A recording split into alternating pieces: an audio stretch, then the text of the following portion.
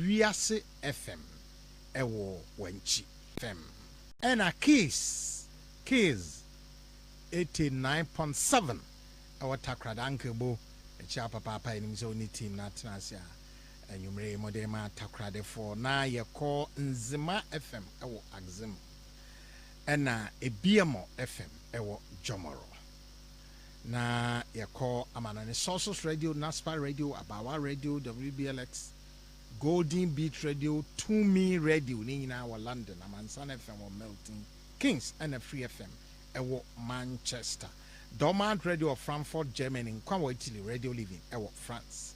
Ye call Holland Uti or Kanewu Rotterdam and a Ganata ewo Den Haag. Afi ubetie ye ewo America, Denver, Colorado, ubetie wo Amanado Radio, Woodbridge, Virginia, uti wa Brempton Radio, Amansan Radio ewo New York, and Ahimfi Radio ewo Connecticut. Stations P and so ewo Canada, Spain, Australia. Online stations P are more fire at the account do na Erika Bobo swimming in cho na America will say aha and political talk program Kasia pa a boiling point a free a day bro into a boiling point bo baby and it's free Oman FM and a day bro kunya shwa sia nyumre na nsam no doso de medical ye ne say ye nyina nim say free senior high school bre adubiem ye ma ye wo fa asenum ye nuanom nketoa ani ye busuafo omo ese nya kwanya akọ school ne teacher omo mu frase no na omo akọ start SS1 na placement no eyen hihye ya e de omo etoto schools ahoro no akoso ebi di akọ ama omo se de omo pe ebi di enko ma omo se de omo pe ebi go so pre ebi go so de omo ti pimpim awfo bebre ewo how awfo bebre ewo concerns a kire se esi etimi hwema omo na yenim Ghana Education Service said the omo information eti the omo ati the omo ntie the omo nim of course data no omo nsem placement abani nyina omo nim but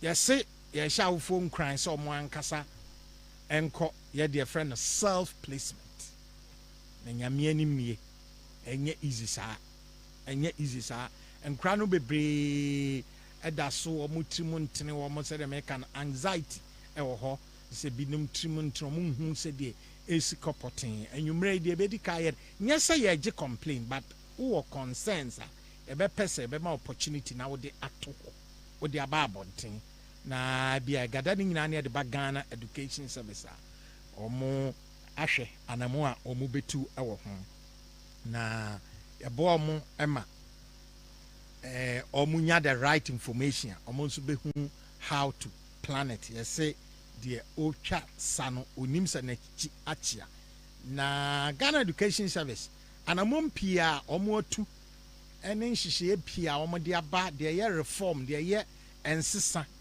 de ye nsesamu a omo aye pi no ejina omanfo feedback omo de ma omo me kan feedback a kire se so obi yade na onso watena kire wo a efa ho no stakeholder wo hwa se de si fa ho fa na wo de ho nsem bi ema wo de uyi omo asutiri ama omo ate se de be omo nso betimi akoso no ma dane no enti ye de sima be du ebe ye sade no se ebe hwe na ya gi feedback e de free parents any concerned parents and ma admission manya admission but apart from placement na yen nyina nim se free senior high school abai efa ho kadodo na se eye discipline and nipa bi ni ebesi ne ye sheda ye daso wo school mpanimfo a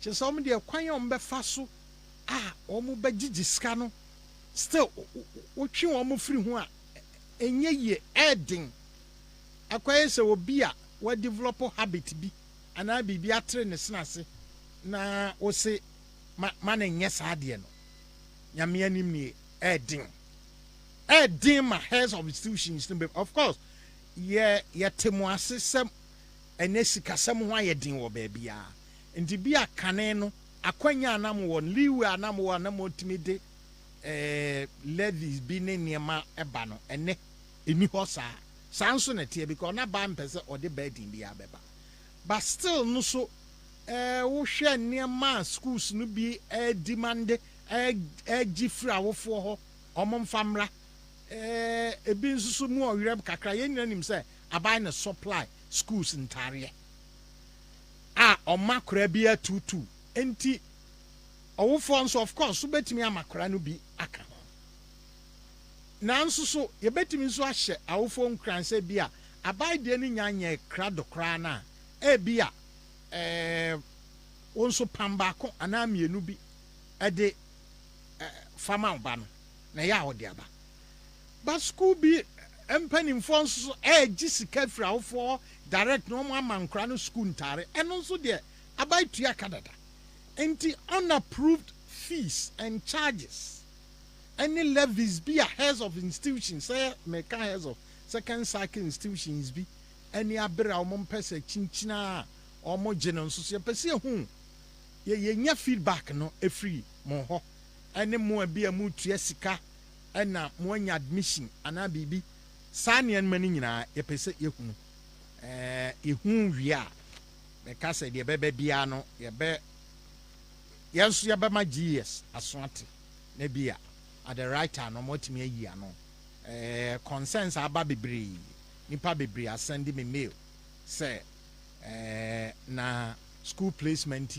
yenka ho hwe de we ma we yenka ho hwe yentimi mu enua enwu ya so de efamo ho no efamo ho ye nyina no ye peniye na ye pese niema mu nso da ho na abai a ono na implement free senior high school school placement nso ka ho no obenya clear information na wahu se na de ne tenye se bosrem ka pa chaw ye kasa friends so na ka asem a enye comment na ye pe pa chaw ye pe facts se bia me yo for me ba ye say enda ebia na de asembisa no ko esram onye comment enye allegations enye ntwato so ena yepe enye se mo ba so ma ba be rubbish bibia na sana ebeye no e kan sa me din de kwabna kwachi ena de makoye kontakro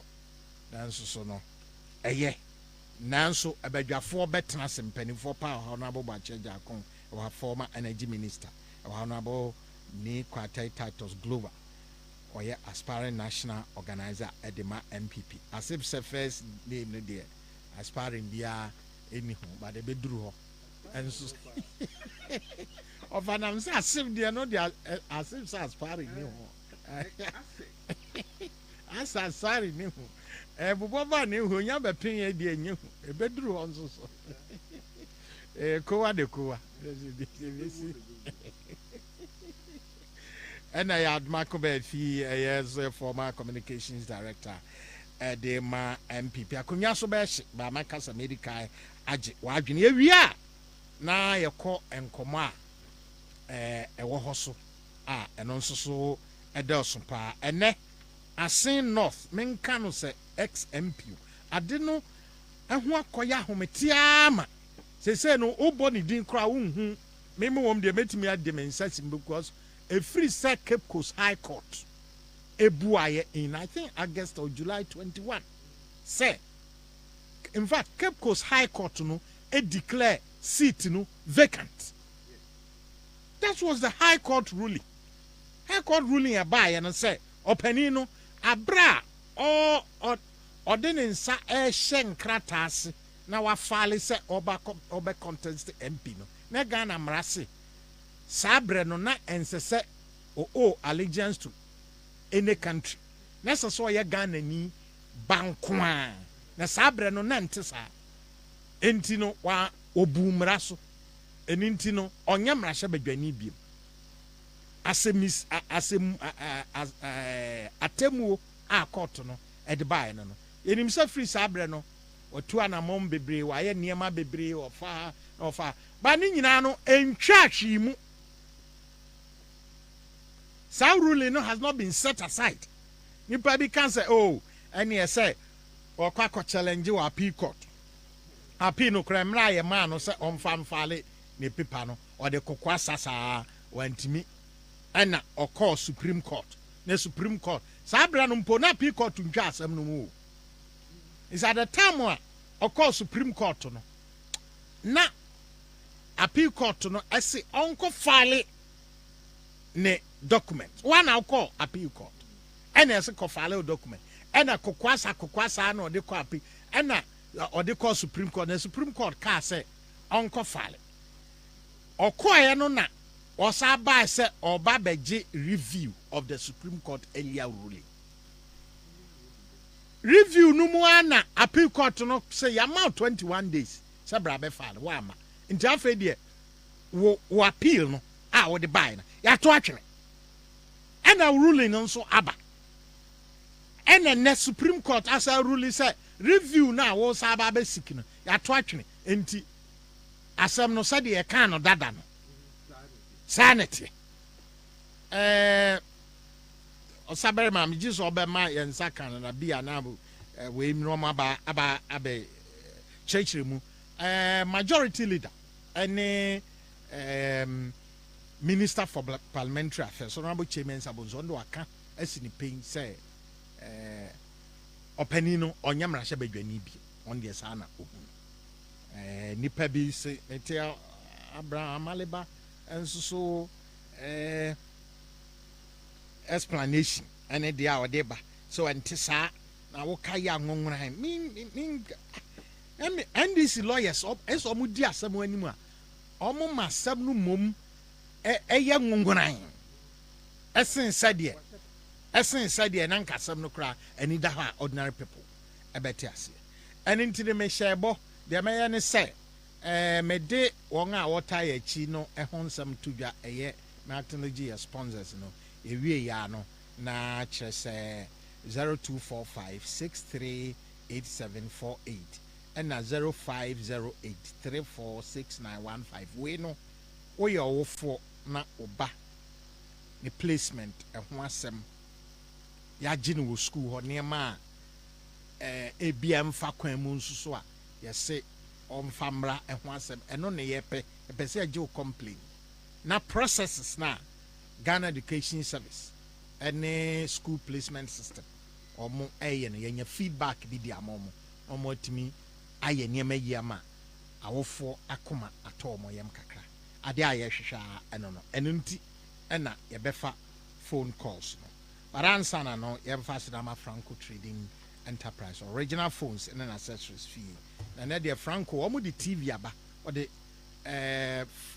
fridges aba ena omo de air conditioners aba ni nyina ye Franco product they can phones and accessories na have Franco Trading omo de my yen eno GP1 herbal mixer adroi emuodu adroi sunsun wom free covid breso GP1 eyi ni tie wiase afana nyina onga no mu hia so boost omu system omu nya GP1 nom ye no omu zampa omu immune system no ahoden abem a free sabre no omu ahoden ente enko from da na ye bekoso akamfo GP1 herbal mixer amount say opese unya ahoden paade a ene adroi obekoso anom sim registration sim registration sim card registration no yeguso hye obia nkran na yebo obia nkaye se bomoden se obe register na ye be kire processes na obefa so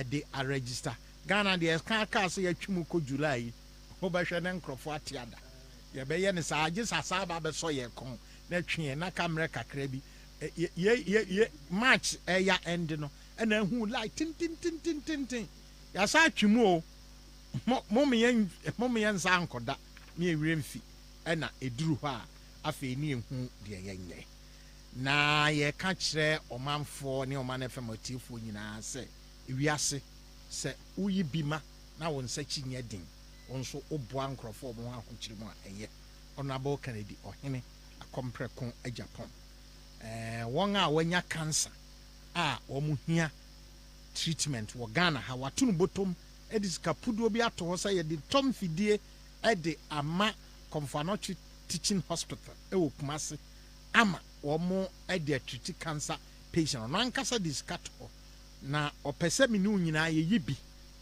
na yɛde boa ɛne nti no yɛbɛma wo account number na wobɛkɔ ADB branch biara na ɔtumi do sika koto actually account number no ɛwɔ Madina ADB branch but ADB branch biara wobɛkɔ biara no anaasɛ wo bank biara no wobɛtumi ɛde sika aba abɛtum na wode aba abɛboa ɛwɔ momo number nso so a wobɛtumi ɛde atomu na yɛ saa momo yɛ de ɛde bɛkɔ akɔgye exemption ɛde free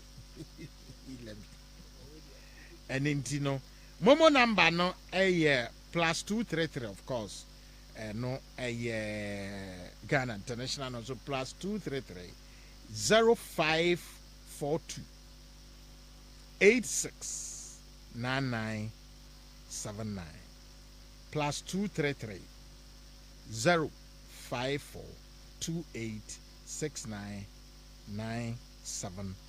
mo wa mo no ne de after +233 no mo pa mo mfa 0 no ma eno ane se 542869979 ubetimi amomo asandi skaba so din a da momo yeso ye connect tachi a Japan na ode aba mesro oye ne din na amasa mensende na ye de account number no so be ma na watimi aba bo hu se nyankopon hira obi a ebia sua ade a woye ya nyame hira no na nso ye bi na nso enhira and also sa dependable herbal home omo na free omo ewo Medina New Road Medina New Road na dependable herbal home edinro ahoro abadwa so a eboa manipedua no enya ahoden adom malakio mixer adom crepless capsule adom natural man mixer and a capsule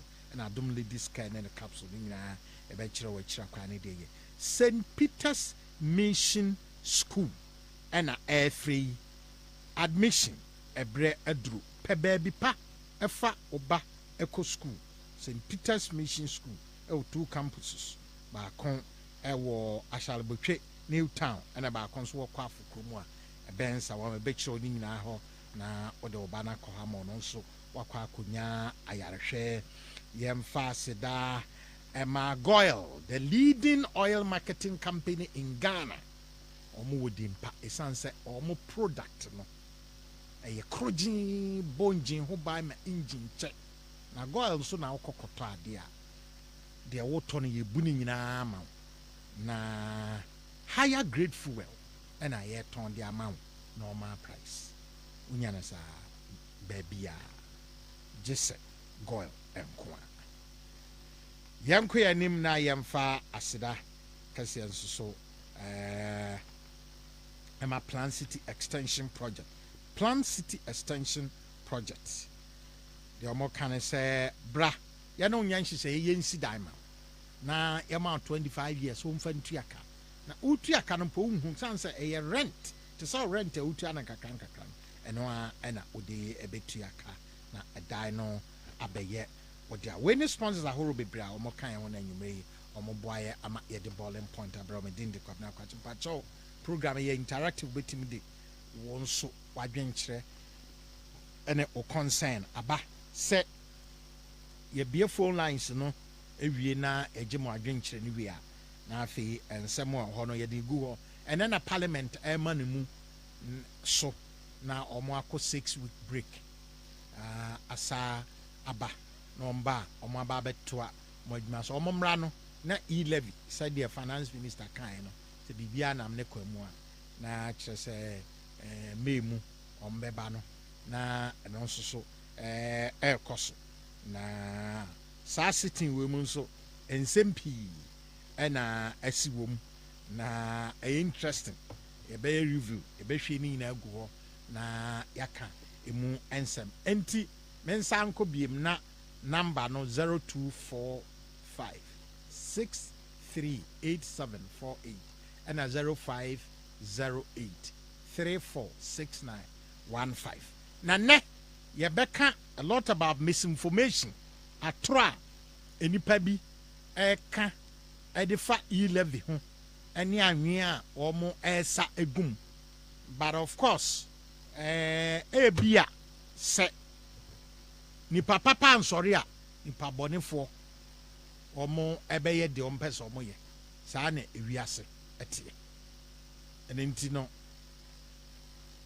ɛno ɛne nsɛm pii ɛna wɔ hɔ a yɛba a yɛbɛka ho asɛm nkɔ momfa nkyɛ yɛ wo a wobaeɛ no woantumi anyina so sɛ wobɛduru ha nko a yɛbɛfa akɔ no. Hello, good evening. Hello, good evening. Good evening. Pacho Dini baby Afrefi no akon. Hello, good evening. Hello, good evening. Oh.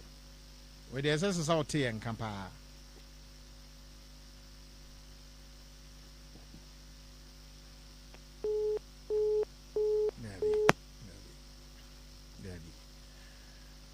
Momfa enchaye. Hello, good evening. Hello, good evening. Pacho Dini baby Afrefi. Mami for America. Yo, mami. I say, when the man I am trauma here to turn it doors. Our persuaders in more bucket. Prayer, I saw that dear. Just about a supermarket to do. And then market to Yapa Omanfm. Says, oh, the other said, Yaman Dawson. Yes. The man I'm glad to school at doors, and your man to turn the doors. And Crania may cry, yo, yeah, that's Crania mom could draw Mukipuno. Where they make a nursing school be or Eastern region. Nursing school be. Hey, and Yama. Omo Tonyama sa Mokokudra. School no so almost store so. Next store honso so almost sad in almost I say, Momra Metoniama. Hey. Hello, good evening. Hello. Good evening. Good evening, sir. Bacho Udini baby Afrefi. Pocho, our family saying, Yakum Kassi at Mota. Yo, Steven. Pocho, made more the Benya Aquenas. Now, those of you Kumasi, no, but when you also in this school. No one was there, no one hostel bureau inside. What was the semester also about a 2,500 semester? It's meant to now remember us and school no a day school. Also a day school, yeah. Na GS and so omo ho nyanwanwa. Akra totofia wa akra be 14, 15, 16 years. Udi no kokumase say onko day, udi no otenkra ha say onko day school. E wokumase. E de enko. Hello, good evening. Hello, good evening.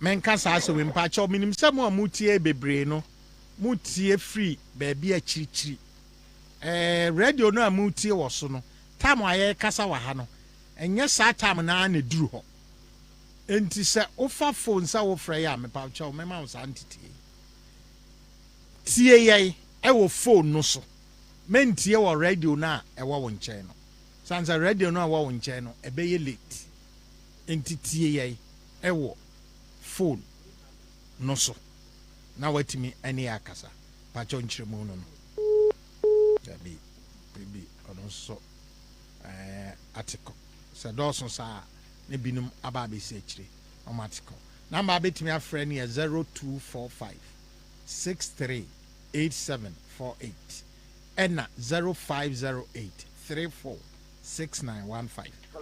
Hello, good evening. Hello, good evening. Hello. Hello, good evening.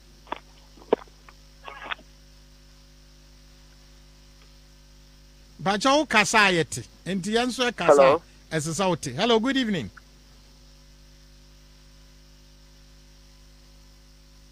Abi. Eno na makachira mpacha ofra phone na wafre wo so no. Tie ye e wo phone no so. Oyesa wutie wo ba bi foforo bi a communication and cause de ye hwehwe. Esra mo. Hello, good evening. Hello. Good evening. Hello. Hello, good evening. Good evening. Mpacha wudin na waka wasem. Hello, line. Mpacha line Hello. wo from em. Mpacha kasa wo from em kasa. Good evening. Good evening. Hello.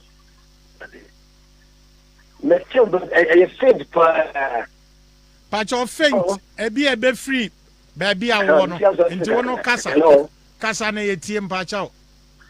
Hello. Bibi we there so obi from. Hello, good evening. Hello, good evening. Hello. Good evening.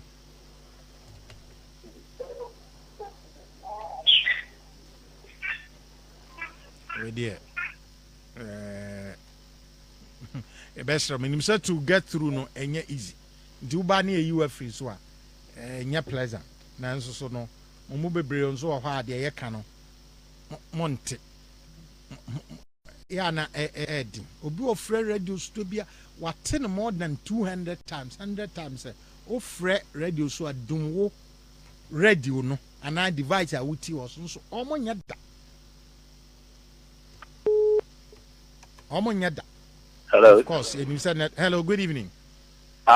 Over Fabra na me frɛ abɛ me te ne client yɛ mo anwa sɛ wo mo efrɛ no wo mo anti because if you are me head that frɛ na the way who face that difficulty but I clear me to the ultimate I don't know the your very kind of say mo am frɛ no wo fra e tie wo ho you know so tie wo phone no me tie ya cry why yeah that's it coffee bedu na cry na me se me hia ha anwumre maybe uncle next one maybe when timi anyina so nyame anim nie network no bi so ha dwen na nsan bibi yanka network no bi so ha dwen na nsan yanko emfo bi. Hello, good evening. Good evening. Bacha odin na akonsa Ofa na jeni aje kasa ofa nche wetifo ofa afie beba ba na baso do go track na me dem back school ofa se emi man se do nim ya ba bi bekan ya ebi a me ba no wo bible dada o de ko school that church particular bible bi se koto se wo ha ba tan bi ofa enti e be se gi se wo mu na ba di aba no ayi zum se ga no ni ba bia nya education dia aka gi so ne master fan traffic no mon church mo nya ma ni ma bo ma ka faso ni so se I don't know the go no fa dia faso na wo so bi se kai no mo je side no mo je we school so awo lecture so mi e ma school mo no it is anya ma no mi gem e dia no mi de it is a bidu extra dia kenya bata ni my best headmaster no mra me church ni so bata mi unu na fia ta ye yem apo adi apo da wase aje yanso so edwase ibi yanhwe da bi popo hey ola ide chese tambia ba ko ba ejuma ba ko nya ejuma. Hello, good evening. Hello. Good evening. Ofa aja mbacho yentio ofa na ya okasa fitabura na ya okasa membo abaso o boaduma papa yankopon shira pa enya no nwa se india and it tells program yankopon shira pa ofa me bra ba enya school bi wo no wa military school bi na okọ ho no anya ho no twisu ya ba twisu ya no ma frɛ no but no say opese oyesu jani that into opesa ho no but okọ no so mo on presu jani bi no ni nanim na kan pese bi sha sa ombe na de no mo fa no mo so on presu jani bi no ni nanim nti ho no fa do kimi ama me cheche mu kakra ho a okọ school ho no school ni say ombe man admission yi so peso jani bi o so jani ana police ni bi ana pa ni bi ma ni be di nanim oh It's a honor to me, Mamma. School Bayer. Me plan or say I say ministry school side. Okay, Kaunya school Nankasa Dima. Is it the armed forces staff that? Yeah. Okay, meaning armed forces senior high school so they. Hello, good evening. Hello. Bacha Odini baby Afrefe. Hello, good evening. Good evening. Bacha Odini. Hello. Hello, good evening. Good evening. Bacha Odini baby Afrefe. What is it? Nyame adom ya ho ya na nso e. Yako pase. What some the e-levy was a person kakra. Dabi, say nya e-levy ho phone na na be dabi. Ya see ye feedback ne complain at the Ghana Education Service after school placement any challenges are for AFC. Pacho emphasize akwan so. Hello. Hello, good evening. Hello. Good evening. Hello. Hello, good evening. Good evening. Pacho din na aka wasem. Pacho ye you are free so ya catch us ofra tie e wo phone no so ne dum already no. Ya can't ya repeat it over and over and over and over. Oh, my teacher for bread. Hello, good evening. Good evening, Oga. Bacho din Independent in the for the official town. independent Bacho Kasa. Ofan Pacho Mestre. More than I'm smarty and I go in and would see my no without your warning from our we'll go on here places to the uncle to see. I'm only been a metro so many school amount. Me say complaints are making intelligent and making and go for pictures smarty yes I'm no over. Yamma warning. So almost simply come over apart from 2 years. Opia no better school come over. The school placement a partner one in your one, but the right channel and your family be able to do it. Independent yeah that's and o concern. Say enya kakra at least yes sample enya be. Hello, good evening. Hello. Hello, good evening. Hello, good evening. Pacho din Good evening. good evening. I'm a prophet Tama. The family Apoku. The Pacho, now a bad school Tama. Now, a president, when you're here, no more demand. You're here, quite near my own, and easy. Ina hino nya boarding. You're here on the man, no, Tama Republic. Na Pacho Republic now, you're here on man, straight a omnical ain. You're here on the man. na Pacho ina hino ya man boarding or ya border. The Pacho say, Ya man boarding ni status or ya border. I'm not go school or Tama Republic. Okay, nti kire say nya hino wa ma. No, I'm not hearing. You're no a president, you know.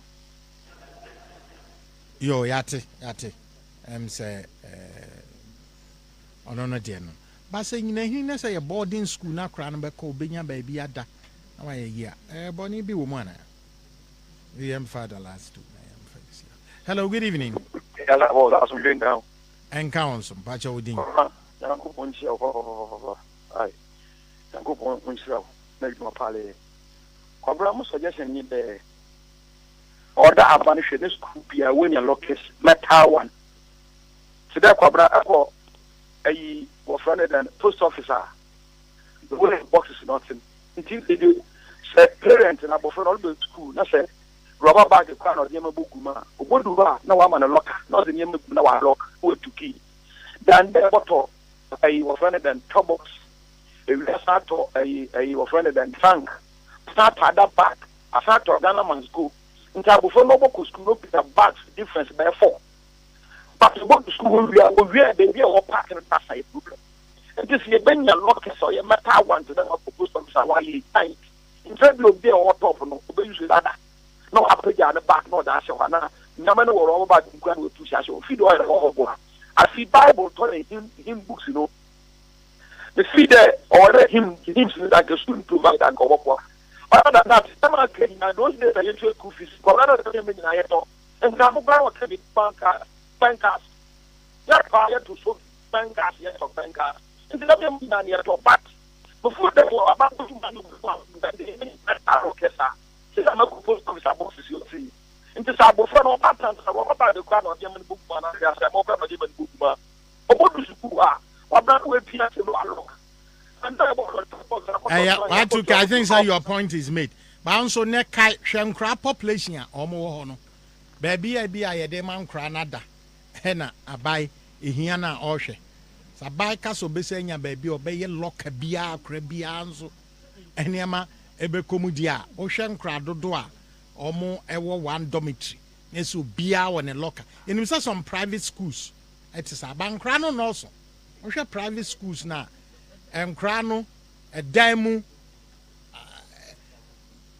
omo no so enti nkra no omo wo lockers omo de omo niam agum but still omo de suitcases any adequate school na secondary school no so ka ho o chobot na o trunk no whatever no so na makra no feeling responsible now this is an politan any ye below a standard any e be kasa bag hu hia enti akra no mfa ne niam engugu ne kon ho at least o de akra no ko school a awofo no so no o de abomode petrank na chobbox no bi e ma no na akra no so fi se ne trunk ni ne chobbox ni ne niam am wa hyehyɛ ono aye ne ye in charge na so kasa akra no so mo mfa hwe nko no kwa politin bag bi on sesa ne niam ngum on fa nko so de a ho asem odin kakra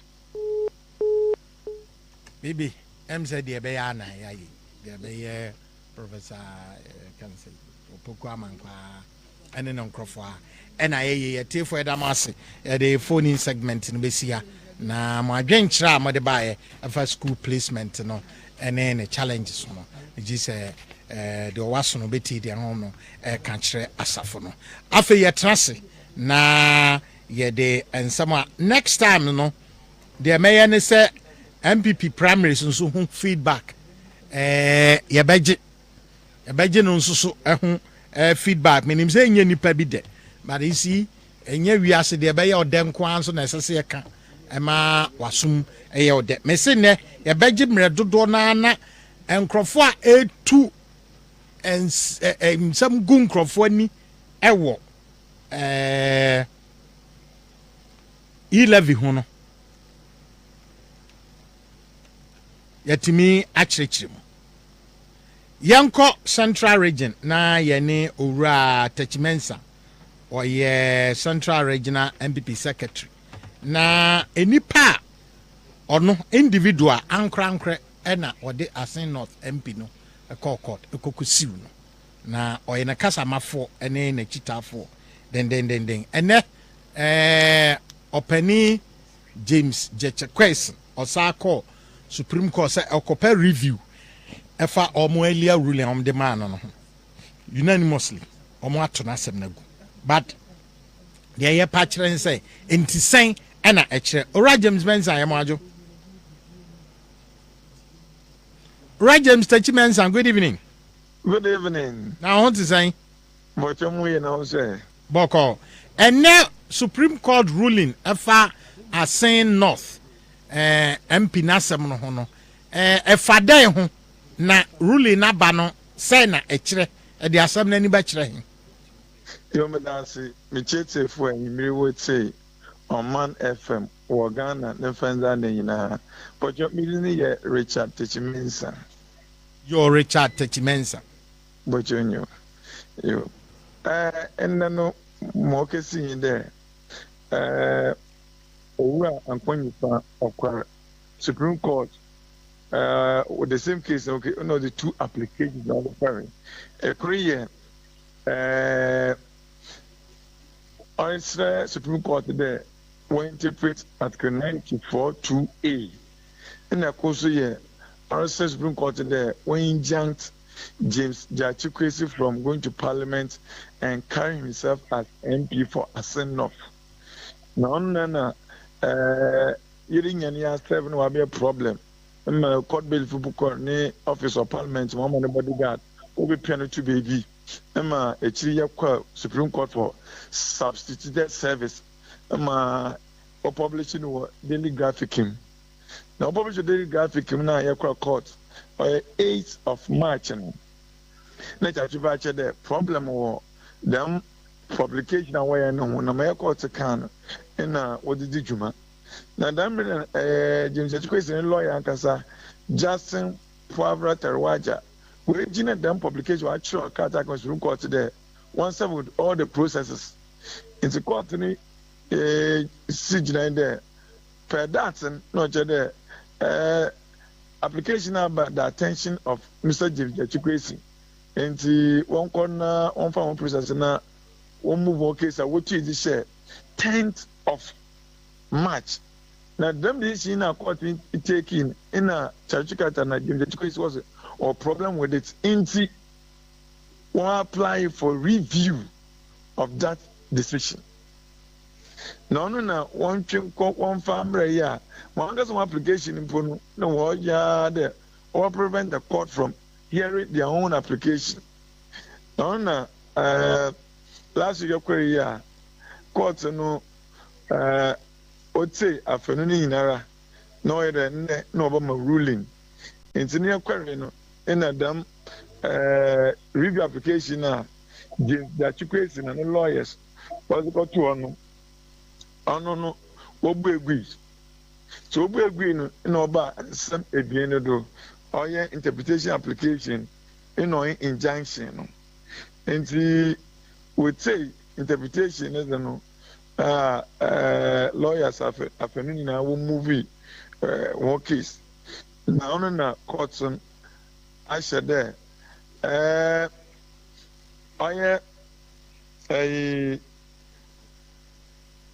James Education and lawyers almost 7 days on filing one statement of case. In 7 days, not your basic, I'm there by mind deal next week. In the injunction application, I don't know. And now, on so lawyers are putting or move one case or your submission. And one submission, and now that's nature there. On the 13th of this month, or next week Wednesday, more ruling on Owura Ankwenyifa ni application for injunction on James Education from restraining him from going to Parliament and carrying himself as MP% of and enforcing the Cape Coast High Court in judgment on 28th of July 2021. Bacho yetio. And the bacho there, my work is in there. Oh yeah, I'm going to in application BNO for the Corona or Supreme Court that will interpret Article 94 to in. Because Article 94 to in, or talk about allegiance. Non Chachikata, Justin Poivra Terwaja and James Education. They be a quarter, or they have been in allegiance, Supreme Court won't catch him. They are based on that to delay the case. They're going for Nankasa court, they won't teach him. No, Chachikata need delay tactics. Why am I no court action there? Wait up an inala. Inti. Oh, yeah, within 7 days, on final statement of case. Now, injunction also no. Wait, the Yami Aduma on the 13th, Obo rule on the injunction application. And in case a action. On the 13th, my judge Obabaka on the injunction application, there, wage out to another 1 year tune, and we take it from there. And say Supreme Court to the Assembly and Hobium. Oh, Supreme Court, more in there. Now, Mekan, with the interpretation, all that, no, gives that question through his lawyers over file one statement of case. And once a quarry, the whole post another once one work edit here. So that one they've been given 7 days. In the injunction application, you were 13th for ruling.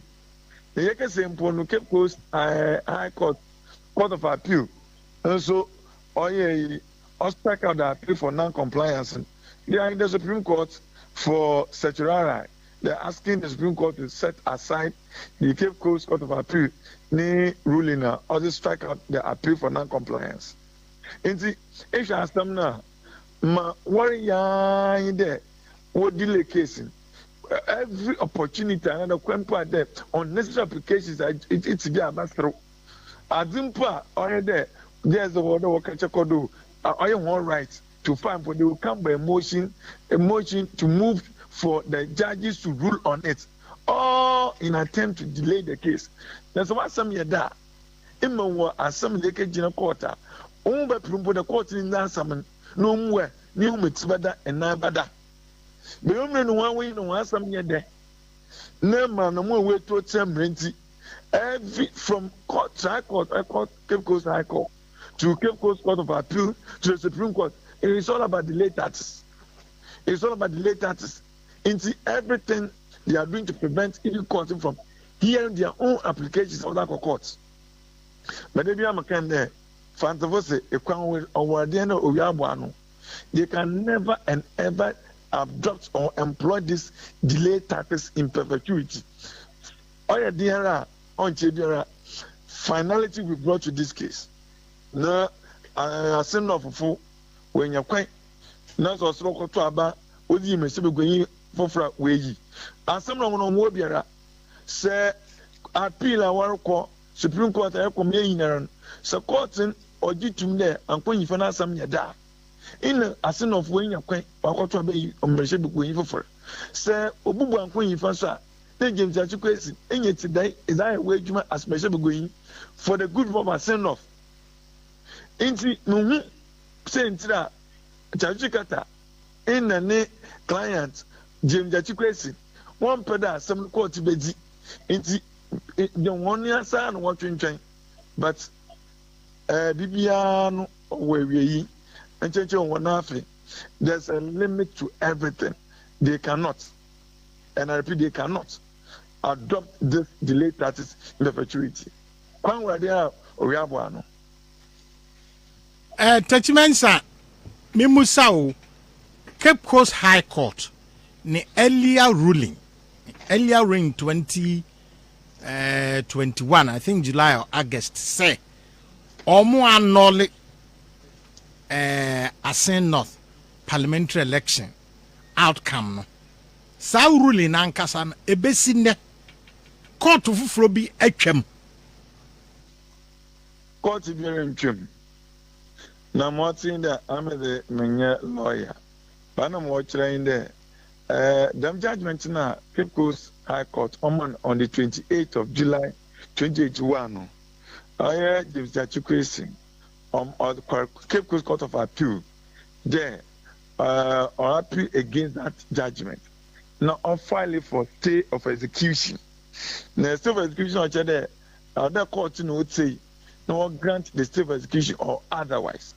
Now, for the court of appeal to sit on this and even determine the Ministry of Execution application for there was a lot of intervening unnecessary applications. You done the Supreme Court in the court or application court dismissal. They come for Supreme Court for certiorari or to delay the case. In the one case, I'm happy now. Want to quit Nankasana or other applications. Ojina done. We issue from 6. I would offer one written submission 1 year. So within 21 days, none of them will file one written submission. It was based on that. In the register or issue certificate, the register same was there. They were not able to comply with the file of written submission into one strike out the appeal. On the Equal Court, last month they want to strike out the appeal. Into Cape Coast High Court, no other court, no one set aside the judgment of the Cape Coast High Court. But lawyers will say, or a more often executable judgment. You have to go through the process to execute the judgment. I'm going for lawyers. One church was a judgment in be was a kama easy was a more was the Mohinara. It's a Yaka Cape Coast High Court judgment. What you are set aside. Yeah, appeal now. Jeche question. Ono anin lawyers. Ruling by High Court na so montiasi na call Cape Coast Appeal Court no. And na Appeal Court honso so me submit written submission. Yes, formal written submission mrano. Asem ade akono. Mebo nkura. Ama ne mre ne twam.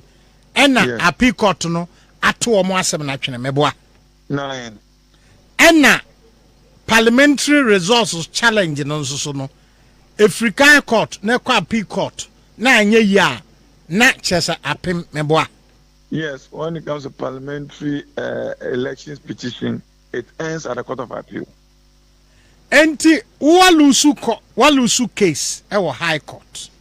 Wako appeal court se oko challenge. Wa fa won krata abra. Wa mfa won krata amra na wa wasa agya hoko Supreme Court back and forth. Ena appeal court no say emra esese ubebo wunkro no wode nkrata ubegyina so abo wunkro no eba no wa mfa ma nti omo ato asem na twene. Enti se ya to atwene awie ewa appeal court no de na ye parliamentary election petition no sa apem meboa. Enya de menim de ga obandama na wapim na anamekede they are in the Supreme Court one file statutory application there. Them decision now Court of Appeal take it to strike out the appeal. No, the Supreme Court should set it aside, and that's what they have done. It was Supreme Court this year. I was at court 2 months. And for now, even the application was that corner. It's up to the Supreme Court to determine it or to grant it or otherwise. And see, your lawyers actually like I'm easy. So that I'm appropriate bodies in there. These are the court orders, high court orders. The James Chikwesi on some part no big the government may be going for a send off. Na easy yan she court to above for a send off. We may be going for friend. In now what I'm easy. It's very easy to do. I don't make easy no so ebiana or application was that called such an application and also obokwaden. But per year me na what to appeal actually is the court being set aside high court the judgment then the judgment of the high court holds. Entino more the say monso mo ye din na mo ahwe mo lawyers ana mo twan isi onya the ye lawyers no na mama ke me nyimini lawyers na yedzum na chi mo ba ka zi edwuma ye lawyer penyin odano lawyer Frank David odu dwuma papa no so oruta na mo the mo so bia waye enti lawyers mo ba twa na so ye enti lawyers no so na maka we twa na mo all the way bia waye one can't tell was even court of appeal ni ruling was by the more says it could be as aqua actually the appeal has been struck out and therefore the decision of the high court stands. Yenim sa semi ankasa no ye won a criminal wing ewo ho ye won a criminal leg ewo ho a ene the attorney general office na airpesi enya mo na mo initiate no but more as an interested party no mo de mo ani adi no so achi in your criminal aspect now am I complainant. Okay, am I complainant na ono so no yo sha asano na no so wo later this year na actually no other criminal summons man mo obai na but the president of court where the afternoon inara yen some ebegina do ya AG's office obeja was abon kwedu kata evidence ina on mogu court o monum na witness statement na adina na the following week na court no ina nkata no witness binu obi ne odo bi basan ba no ibeni yi oman mu nti oma odle open ni na anye ready. It was sent to each other. Now, last week, Yakwarina Chachu is the stay of proceedings application that got to one. The interpretation, semi year one thing transfer now one day with it. In the last week, last week Wednesday, criminal high court would say any application for still proceedings. Now I there that 26th or so this month and rule on the application for still proceedings with a criminal aspect. Yo, ora techimensa yam fancy ha yebesa anti they say no now we can say date be 13th and that be 10th. Let me say ma attend for the civil aspect no 1 month 7 days within which order offer any statement of case with respect to Ankwin Yifa now application for interpretation of Article 94(2)(a).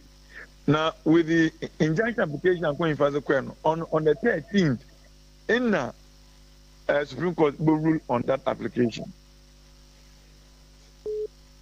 Yo, Tajimensa, I'm fancy for. Okay, Tajimensa or Nona or Kasama petitioner or the Asen North MP. Nasem no Echo Quarter, Cape Coast High Court, annulling the results of the parliamentary election 2020. Ewo Asen North. Na ebesi sami intimate certain outside. Nchemu bebraba. Yanku yanim na yenhu de ebefri mo aba. Na yehu de ebewum. Ena no nanka me pese ye kenka nsem pii ade emamo ewo de AC ewo nkrofo aman so. Ene ahanimu bebre nso so one mailer anase mails dodo a menya na mu dodo no aye mu bi nso amoka interview a BBC Nanado president eye wo ho ene nsem owura no busa no bi ene ni posture ene ade na ono nsusu mu aya ode emaye but ni nyina no baba ni nyina etwa ekosi de esi wiase afana nyina de obia FM ne the facts about anyo just less than 30 minutes I remember program so na me BBC and there was a news item say encrofo more Britain or UK omo ebeko extreme poverty mu no ebetimi it is about to rise by 2/3. Na yeyi mami hu enkrofo a omo kobo nkrofo pono na omo de handout akoma omo se omo nye emfantwi omo nye omo fanto bibidi eni wo sabre ne don a ewo mu na about 6:30 thereabout. Na me share BBC channel. And na me share sa ade no. E me be mu a ye bebo interview ne abrate ne nsemo a obi say ni bi ne the conclusion no bi. Na esre but me jiri say nye obi a na ni edin a ne ho popo na onim de obeka when it comes to ode ne tra camera ni mu a enye anado. But the rubber charge akon atase. Enti yema ofa kwan na ensemo a ho no onfangu ho yankore nim ofa kwaba ya mede na honam boko na miadom pa ai me bo wudin no man kahwe ena mbo titles din ena ka bibi ena show production ade aye de amami sabare ma hwe se honorable Bacheja former energy minister honorable titles global aspiring national organizer MPP enti ana am say hey asim say be ya aspirant HAB enti the offer am fan is ude say osaberma me na onim say ye na moduma se ana kwakwam kwape apegus enemre wono baby ono tie yetimi to barrier ejivisa san wetwem baby otie untimi nkofata mamoto we nkwakoso debi eye de ya minim baby abefa ko enti ude ye ne sa onkoso sa na fidie yiwa me ntiem mfrem over enko yo kwabra de dikan minchia wetiefo nyina se don ne bra no nyina no omutai wo mo aso editie nsɛm a wone wabadwafo ehwie gu pono so de ma ye nyina ntete ebio mechia polling station fo a yeyi mu fufuro nyina asudie ene ye de atom so asudie edam so no ne se mo beye adwumaden ama MPP akoso agina nan so sane ebeye a oman a ye chichire ni tumi no ebekoso atena MPP nsem na adwempa ne opepa ne dwuma pa yetimi di mo oman no akoso entinye etirimude enya hohoahoa enye pesaminkuminya ena ye enye de wo de bepa de nemmom soma wo de besom party manije say this time round nipa bebre epre say Omabe polling station executives and electoral area coordinators enyumre michia mu nyina memamuomo na masha muko mudini se asam damoso asudi edamoso timunye djuma enche yebeye constituency elections misremeka adwobre hwinti a yehu wo polling station ni electoral area elections misremu bebre mai yehu ne sabio yenya tamfo akonya ena ato ne yenyina ye pre metiu makao mede dade abowe no enye yesu ne ye ban ti mesre se mo fanto nchen na let's compete fairly ena mo a mo hwe process no so no misre mo ebebu a efrimu se mo anhihye mo niema yie na obi atam abo ma hye ne motoam na obi akote baabi na oye ne ensem fata eno ena di nsem ne ani breba ye make sure say party ni din eho ate se ne beya ye ho beya akono ama omo ne enhwi mum sesei no benya adwen sakra ene ya behwia bom na mpo ye koto aba nationwide obi aka say MPP for mo ne ye efe mo ho akono enti senkamento mamokra 2024 de meto amamo makan say wie kwabra baby amisha say free day enka asin north asemi kawe pa de yenkwa gina ne abua enso ye de akokot nipa yi de akokot ama processes wo se kom nyina ye de akok de misusu ane say so long as court bia set aside high court judgment it must be enforced. Would you call appeals court or last stop anye year when you try to be interpretation by the free supreme court basis a high court appeals court judgment the high court judgment but enye me nwanwa so be kaya Georgia mo here was West Wogo ye train it time so we are until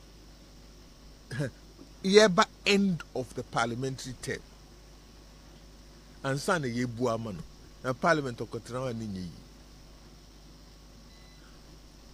I hope say we die yenye ne sa yesa nye MPP ena obi boy ye ka say ab initio e free ahyase no enko ni so to obahwa na saa aba no a ɔtoo bi no ne ɛyɛ ne den ne yɛ atwe asan asan to no foforɔ Sembisenior. na ɛyɛ biribi a yɛahyɛ aseɛ a ɛkɔ so na ɔno nti yɛbɛtwe asan anaa yɛbɛka sɛ yɛmfa no saa. The injustice must continue.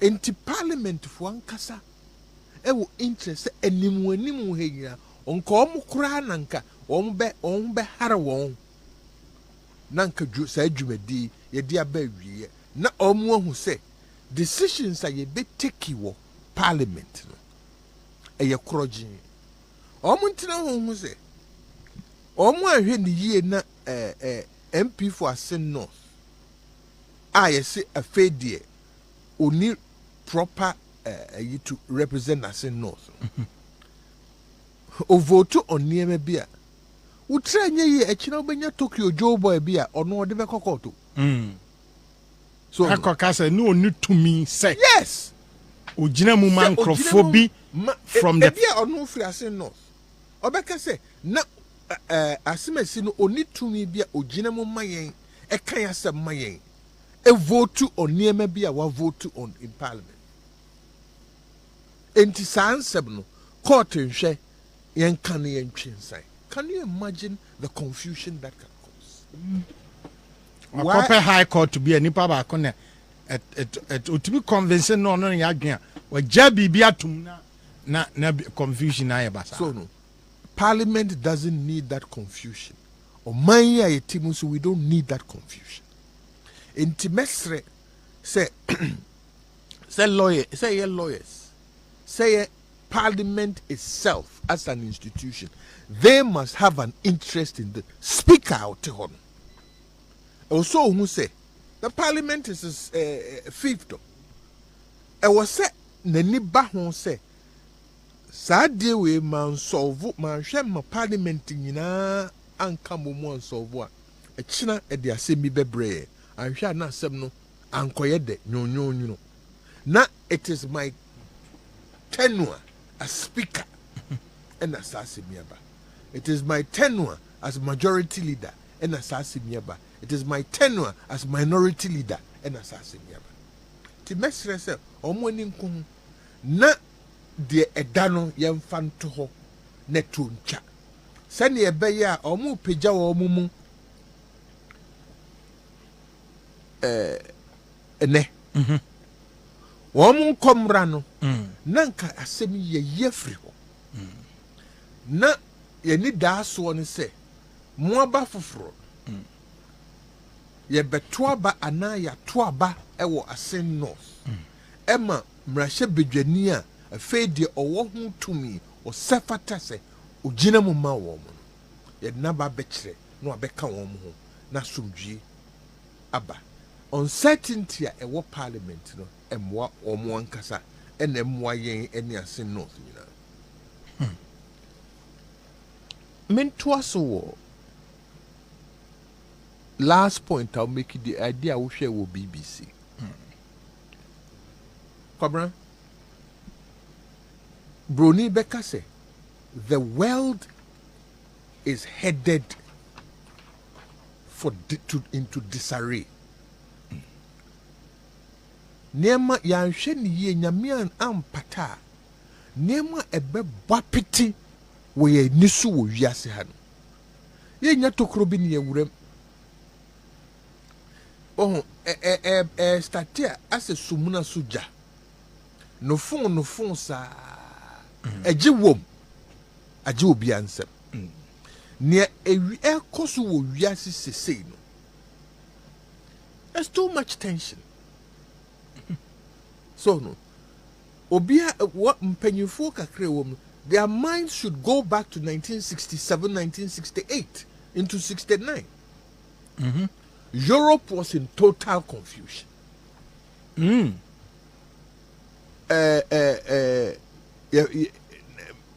Various organizations are almost original to overthrow the system. Baader-Meinhof were Germany. Red Brigade were Italy.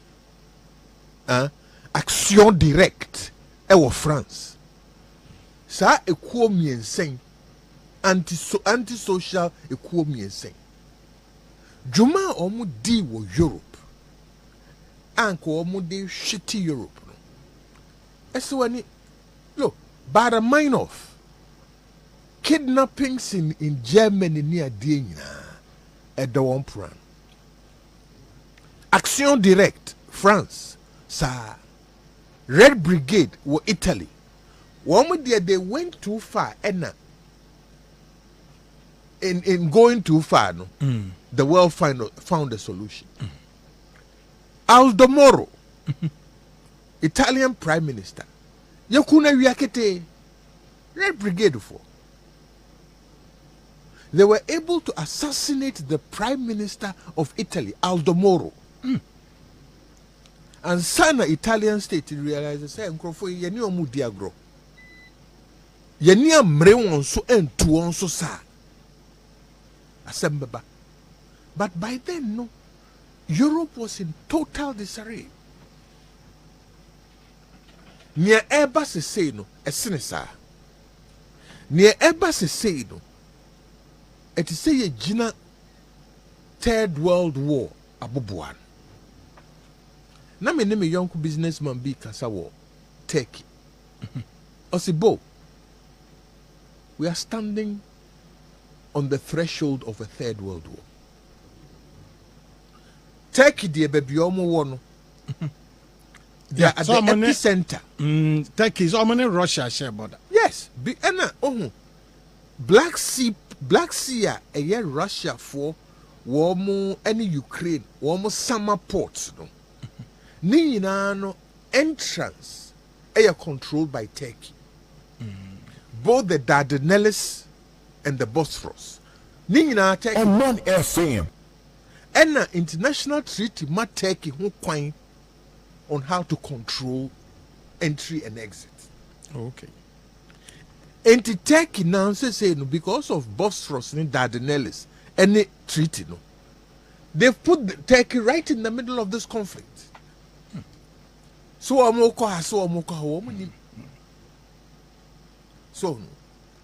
Turkey depends on a lot for a lot of their food on Ukraine.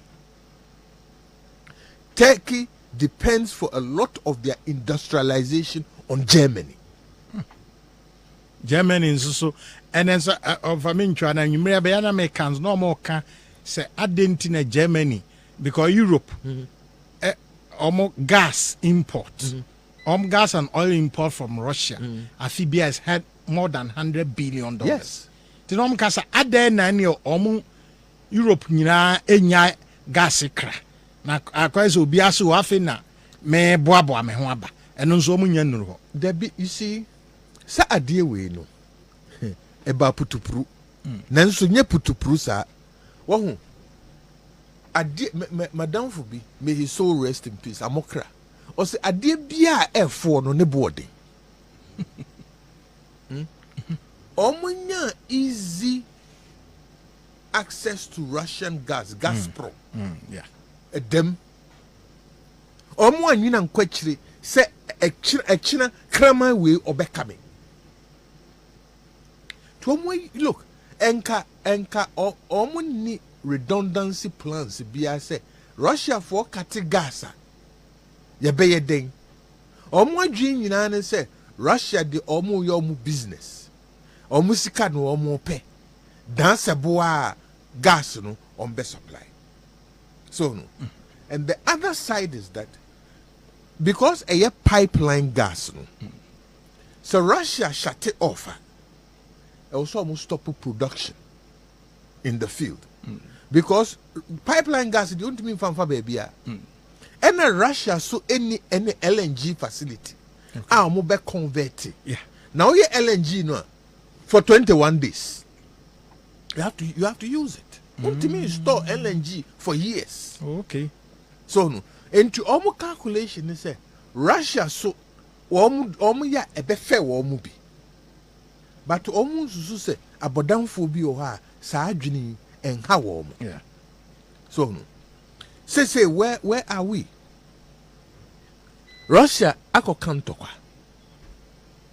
ana ɔde ntɔkwa aba na da biara mepɛ sɛ metiefoɔ bu kɔmpɔ ɛkɔhwɛ Second World War. Obia woyɛ interested in Second World War history. Kokain The Rise and Fall of the Third Reich by William Shire. Book no so 980 something pages. But kwabra unya kanya ubetiase complete. Ubehunu se se Hitler okono ni playbook ojama Putin. Insem huna Hitler bedi wiase nyina eno na Putin edi. Look, Hitler enye coup eno de be chancellor. The first coup attempt, it was called the beer hall push. Omujina beer by a rin san yetu ya yampia. And yakoswa omujina. Hitler was jailed. Now our jail no or throw book be book near friend Mein Kampf. German Mein Kampf. A chesa My War. I see. Or no the jail no in Austria. No or planning how to wage war on the world. Obia amfani serious. Kwa sampania sansania wa monabra hensem huna oka. He told in the book how he was going to attack Jews, how he was going to attack those who are not of the iron race, how he was going meje way meje ninyina wom. Oh, mon for sansani or there na any jan. O free detention by, o free jail by, or Betty Party, National Socialist Party, and then they Nazi in German, a Nazi. First, normally a minority, to say the NDC a minority of parliament. But no minority a sonko. MPs in our call Michelle Brown shirt. So, yeah, I read this year by ye humphy. So, yes. And a one crowd outside, so I from a brown shirt boys. Not only their friend Gregory Strasser. Now, Parliament for no, Womudru Parliament wa and Tokwa. Oh, yeah, I know the big game. Yes, we are. Oman na di shiao. Every day, Omo Parliament, your friend Reichstag. Every day, Omo Kontokwa. Omo ma. Germany ho ye he afi grofos ade munya ma omo ye de munya ma omo sa Weimar Republic called for snap elections. Hitler won by 10 million votes.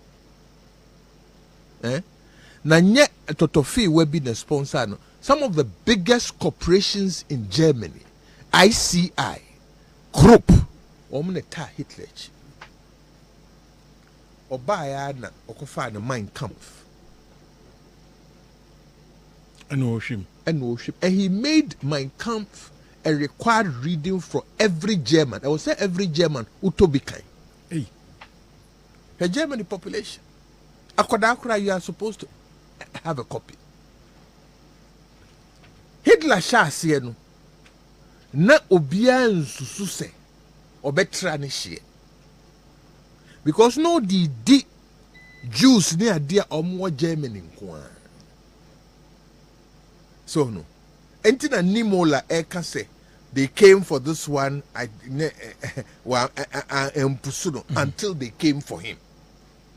No the one more Germany no or ye no and no say German for bisugu Czechoslovakia Sudetenland Yetiatia won fa hudi so enti ene okwaji wom. So he actually marched into Czechoslovakia and seized Sudetenland. They said they Putin seized Crimea and the Donbass. Obia Nkanafi. British Prime Minister Neville Chamberlain Okoshia Hitler told Nancy Sembia about back to London or say, oh, there's peace. Peace and prosperity. Putin na approval rating ɛwɔ Russia free 67 drew 83 ɛnɛ you see ɛnɛ survey uh-huh. ɛnɛ anwummerɛ yɛ anso once again source BBC. Well, you see, because I was the play to nationalist sentiment. Yes. Say no or Omanfm. Russians, ethnic Russians. Say we are seeing in our time. That is the reason. Young come Ombechi Ombefa Sangwa Ombechi. We are to the near sea. That is the exact thing Hitler was doing to Germans. Because Kai said, na Germany a lose First World War. Na indemnity and na a kaya chato also. One indemnity a chato also. No multimedia. Emma, one of the leading economists, Lord Keynes, a treatise on peace said. A car more by Germany, you know. At the how be bawonswa, they will revolt. Yenyai. Hitler took advantage of that. Emma Germans feel say no, ya come washo. Mwan soria, ya bechi nyinari. And he started dealing with those who were perceived to be enemies of the German people. The iron race, Jews, and all this one shall say. Okofa to Dettenland, no, not Germans, no more Germany, no, any aji say, and pat young crowphobic a year. To Dettenland, that year town many, Sasuna Putin, Crimea, and Donbass regions. Russia forces say, Yasasini and crowphobia and Kajuma Ukraine for di woman. Putin akwaji wom 1-1 on Hitler in that. Hitler fee Neville Chamberlain Emma Hitler feel say oh Western world no be any in tokwa. O free or no call Czechoslovakia for so say Slovakia for any Czech for no. Womu enye nipa baako. Enti Slovakia for pe won fa ahudi. And no young stooges and 9. So, munye separatist movement. Omusha Siana Hitler declare said he's the protector of those separatists. Donbass region. Putin is the protector of the two Donbass regions. Hitler is the protector of Slovakia. Nedvia City Hall. Until he made his next move, which was Poland, September 1939. Hitler marched into Poland all the way to the Vistula. And Sana, a Pusunkrofo said, Baby Papa, a Jimbone no ordinam. But by then, no, a fortified no, a tim. Ama Europe nyinaa who said there be akwai Omanfm. So no yentimi no amia Weimar tawde ba no European country be yentimi face Hitler. Now France papa feel say France for no more see defense line be your friend marginal line. Oh the marginal line do army be yentimi break it. Hitler broke the Maginot Line in one day. And the catcher Europe for you say you are not safe. And then also Omutum Rikako America. Franklin Roosevelt. Eko Pacho. Said one year Chiari. And the good thing for the world is Winston Churchill also stepped up as Prime Minister of Britain. And the kikri. But from 1934 to 45, the whole world was in disarray. Look, West Africa, West Africa had to mobilize for the Second World War. Yeah. Then no friend Burma. The West Africa Frontier Force, near the Ghana Army, near West. It was West Africa Frontier Force. na Ghana had to true and ye mobilize troops no. Yeah. Enti omo edi omo ko Burma no. Burma camp. Huh? Omo a Kumasi ye free camp no po say. Kumasi barracks. And also omo baby ani edi omo ko no. Burma camp was where the troops, Ghanaian African troops edi omo ko World War, Second World War. Edi omo ko. Osu Ari. Osu RE stands for Osu Royal Engineers.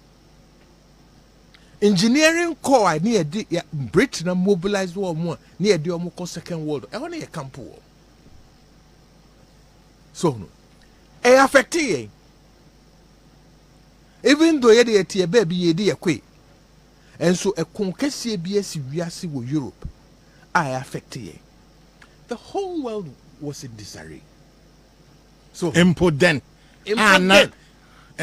Interdependence no ewo from na say be tiabo frɛ e de to enne Putin sorry look ne hom popoye ne yehu sisi the real effect of what Putin is doing no yenyan hu ana yenyan tinka hwɛ as they say Russia without Ukraine is a country. Russia with Ukraine is an empire. So what share Europe economy no? Largely Ukraine any Russia any producer aduane nyina. Omni producer aduane nyina. It's a farmland and they have the best soils in Europe. Say a corners obia so yeshi. We akuani a untimi nkodo. So no. Enna omusu nimse komo ba. And Ukraine has banned the export of food. And now you are seeing shortages in Germany, you are seeing shortages for France, so shortages in Spain. Oil, flour. Because you see, oil, kraw Ghana largely, Ukraine. They okay. Edible oil. Edible oil. Ukraine. Flour, Ghana, largely no. Russia. Iron rods weight. Iron rods. Na me names are Ghana 60% of iron rods are every Ukraine. Yes. So no.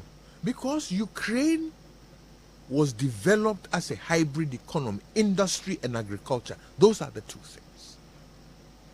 Woman, Soviet Union breaking up. So, nuclear. They focused on industry and agriculture, and today feed Europe. Together with Russia, Russia and Ukraine literally control the production of wheat.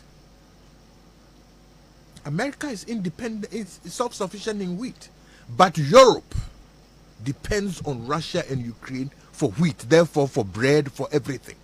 Any other African country, Egypt, any Ghana,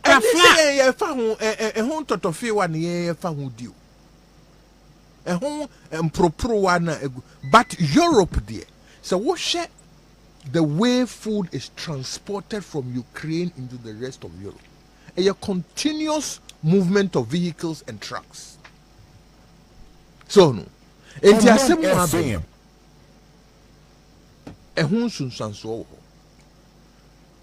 40% of Europe were more gas if free Russia. 40%. Omu tie ya ni say no winter no den. E twem. Ka in the mid bleak winter ka samuaba. So no. Enti disarray no eba no COVID die ye hunu enokra na nyenketwa na ye tra nye yie na ye ntimi an stop Putin no de nasem oyefo bi ye na ne missile bi twam wo Ukraine ekobo Poland say pom asamoaba It's our attacking NATO nation. We're taking it under chapter 5. NATO has to respond. And Cobra and Yamin say Russia for be fire missile. Na yanum to America, any Germany, Reinhardt base. Na omo a zoning in on the gyroscope of Sav missile. No more changing the course. A dear Poland, ho baby. Ting. Huh? Wako can talk with NATO. A dear no betika say, nya hona me can say me twabo, but a kobo he, about NATO country, we will respond. Now some kesia pa. And more confusion. More Look, First World War, then started here. Duke Ferdinand. Crown Duke Ferdinand, and will be born to you. Ewo Yugoslavia, and when you, that is what started off the First World War. Crown Duke Bakwan Yukun, but not tensions in the Ewo. Say NATO say, and Tokwa Abano, Womuni hunim direct. Cobra enya me nwanwa se NATO bepe kwan bi ediom ho akogim ama thinking say enya me nwanwa kra. You see, when Biden says say Putin is not fit for it tells you something. So Putin is there. I will see a uni free. Now who could you Putin free? Are 2 ways? Either or no generals, no, huh? Ya near Kasachrem. Putin so the eight generals are war Ukraine. 74 generals are gone on forced retirement. Over 200 are under house arrest. And to also signs say anra. No one in feature any ebechino. The second thing is to go out full assault to set the Second World War. See, no, Second World War, and then yet, so what kind of history no share films? More DSTV, with me back films, you know, History Channel. What shed the serious no? Sune bis any say a BCBU. Now, even now, you want more deadly weapons. So, and the world, you are more interdependent. Be kitik. Now, can't be yeah, because of that, the baby, I'm a dog start here. Now, me share a hunch baby asking.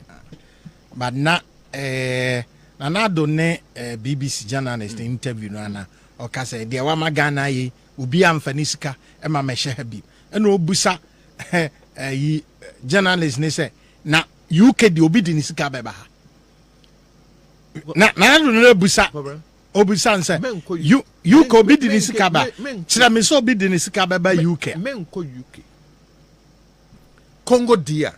Do you know the amount of money people are putting in Congo DR? Do you know the amount of look, River Congo, no? It can contain 12 major dams. Yeah? Na Inga site, no, Musi Inga Dam, no. It be produce 12 gigawatts. Gigawatts. That is 12 times Akosombo. One dam. Out of 12. Inga can produce 12 times Akosombo. As unstable as Congo DR is, and Crawford di unsika akushe. Ya huno kabora basa dam. When the Angolan war, ejina mu din. Omo ye ni ya tubom ni ebu no mo san diska akushe sa om de wie. E ho kra no. Crawford diska akọ na Ghana. Yeah. Enti niema no bi o ho a yatiso yente. Yeah. So no. But the general point is that say we are baby econo of just some of the headlines I can know. Oshe, people face biggest drop in living standards since 1956. BBC News. Where 23rd March 2022 over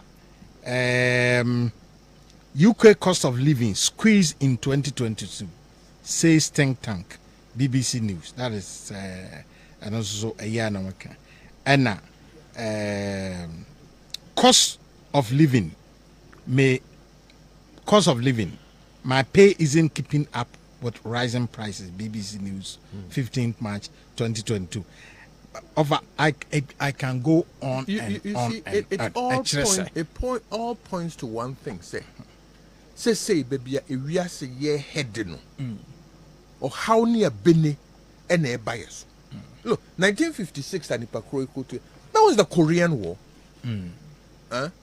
Right after Second World War, Korea war a chair Korea mumum you know along the Pyongyang the Incheon line the 66 parallel and no and one sem and no can 1956 and no cry na ye limited war and somewhere they buy ye kan nyina no e wo say ye te Ghana ye bisi e wo say asam oba asam ne de wo ye den a say bonsam de ne ho agye ebeba dien ene ebeye de aboye ye ho ban ya asam a Omanfm ye nyina asudi e wo say trans enya aban ko a aban beye ne de timamufo so dien na wo say hwe ye susu ye hyehye de boye ho ban abeni a ebe I said temu daba now to us all there a baba foul enti the long and short of all this history is that you see ehunu bi pen intina aboasrewa ojije de ba no yi nani atoche asam no ebeba enam kwan so ba Ghana for de ne osi ye e de boy ho ban se ne ebeya enko jinsam entitim pansam enhyege eno ena wo se Putin enyan rule baby onyan rule Poland and now on rule Moldova and now on rule Hungary the NATO countries they beya ebeboye ho ban let me tackle one more Omanfm now come school placements and then now they shall say no crazy students not dorsum pa me call Omanfm September 18th 1969 boys are call Omanfm from 1 September 18th 1969 near 105 not the total school near 1,000 I said near him say school no they are in thousands 3,000-4,000 so no yes no say be Ghana for ye hunu nyansa say your population ni benyini enti ye expand your facilities e bon tempo ato ye ansana ye try say ye back play catch up say baby ye won e hwa na ye wo baby ye gina hwa na ye gina e be take you some years ansana school infrastructure it be the be account but I was say yes sensitive to parents and particularly a mofra or moko who call from 1 1340 when it's to who feels how you guy power with you come round do from 1 say who so we small cry me kai say you call from 1 na you raise your collar you pass common entrance Masa yenya from kwa Boche Hill no afi de unse se unsum kura afi wani twa kuru tete na Omanfm so no mu ya de bi eye so enye from one for aye be nyina ye twro exam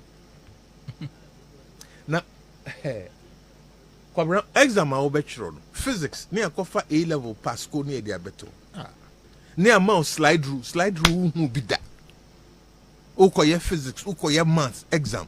Nina A-level questions. Na uti free na womu musugu ya ye musu. Ye see a market. Na fe Saturday entertainment no. Ye bebo results. Omu ye mu shie. Because your ball results are almost very last 5 was the last 10 no. And I do know you say you won't come back to baby I'm free by. Just some the back door. Mo means mo the back door. Correct? No more ball last 5 was the last 10 no. Now one can one. Oh just say form. Yeah. What did you trim? Hey, minkote baby nyedi. Na enyumu ayeto we are the greenhorns of this great institution, and we submit ourselves to the rules of the school. Enyumu ayeto I don't know.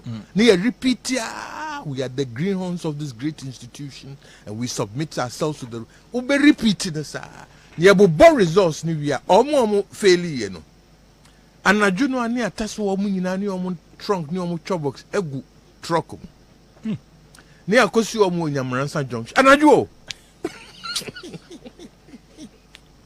na Mr. Tete truck driver no wo twem agya wo na wo mu sunsun na those days cell phone ni one go for o parent nyamransa junction desolate and then na yesisi adan ni ade wo nti wo begin say kobra timu Tete okote baby driver no kote baby be 1 hour 1.5 hours later na wasa na chi otwam slow na students dimrika dika yachi no wagina munyanka ankoi dabi ene mo sesa mo ne mangu wachina ne yesa de mo aba wo betina car no no as if so wadu heaven enti next day no senior sumawa ohun because I hear yes and it sobered us down but says nkodani so ni so eshi so no enti wo jai wo 10 13 14 year old students onko school wonim say o de ne ko hye obi nsa house master nsa obehye no so na say no obehye obi ba yesu wanya Kwawu Ridge senior high school Kwawu Ridge senior high school 13 or 12-year-old girl yesu onkope hostel na wa sha abofra wedi 12 13 no akotena ne ho how it's dangerous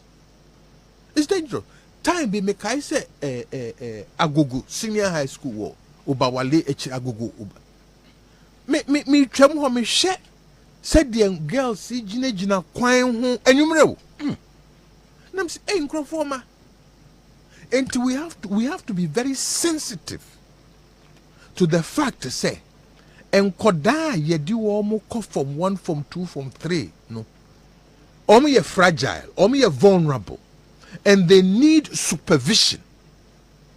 And yes, sir, whether we like it or not, ya to answer. In this abundance, into Quabia son and was say hostel crowd no more qua. We should make sure say there are teachers to say house masters and house mistress are a resident in the hostel in order to control these children. Yeah. So no. Ya sir. We are going to train a new generation of enkoda. Woman titiye no. Ebeya sifim amanye. No be can trunk and chobox. Nanga onfa de nanga politin bag. You see, first of all, lockers wo ho. Say population atra lockers asem. Ye call from 1, make I see ye call from 3. From 3 court. Now your door so saying lockers wo. Even then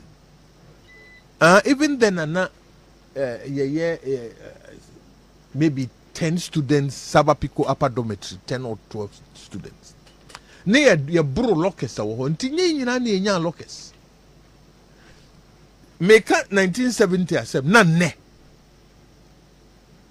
Secondly, no, trunk any chobox no it's a symbol for students no ankasa. So no, it's a symbol for students no ankasa. E gina ho ma bibi. Nanka, ena ye wie so a menim se omo ye kit inspection. Kit inspection ne kire se ye more prospectus ena o de atoni ama ba school. O house master, any house prefect, any school prefect, grounds prefect na bibisa no. Saturday bi esi ye be hwe wo niemam. Bi wo trunk so. Ne ye hwe wo niemam se niema ye ka sefa browd ni nyina ba. 2 wo niema no wa hyehyɛ ne yie. Wasi wo niema. Udi wo hu ni wo niema wa hyehyɛ. Wa anye ne saa ye punish. It was training for us. First those days you bet me inspector Morris so abubu Morris. Late Mr. Tayman. Otimi kaso drop your shot. No help draw a show say fin. He would do it randomly. And to him say Saturday draw by all means Bibi Beba. Also do winning. It was good training for us. Said the usi tompa, said the usi ya oniema, ni na we inspected. Say nkwadaya yesu omunkotra hostel. A supervision ye week. Say ya amfa santete wa mama. Kamera. Obehe na fe onam krom kra na ne polythene bag da eda no kon ne niema gum na de nam krom.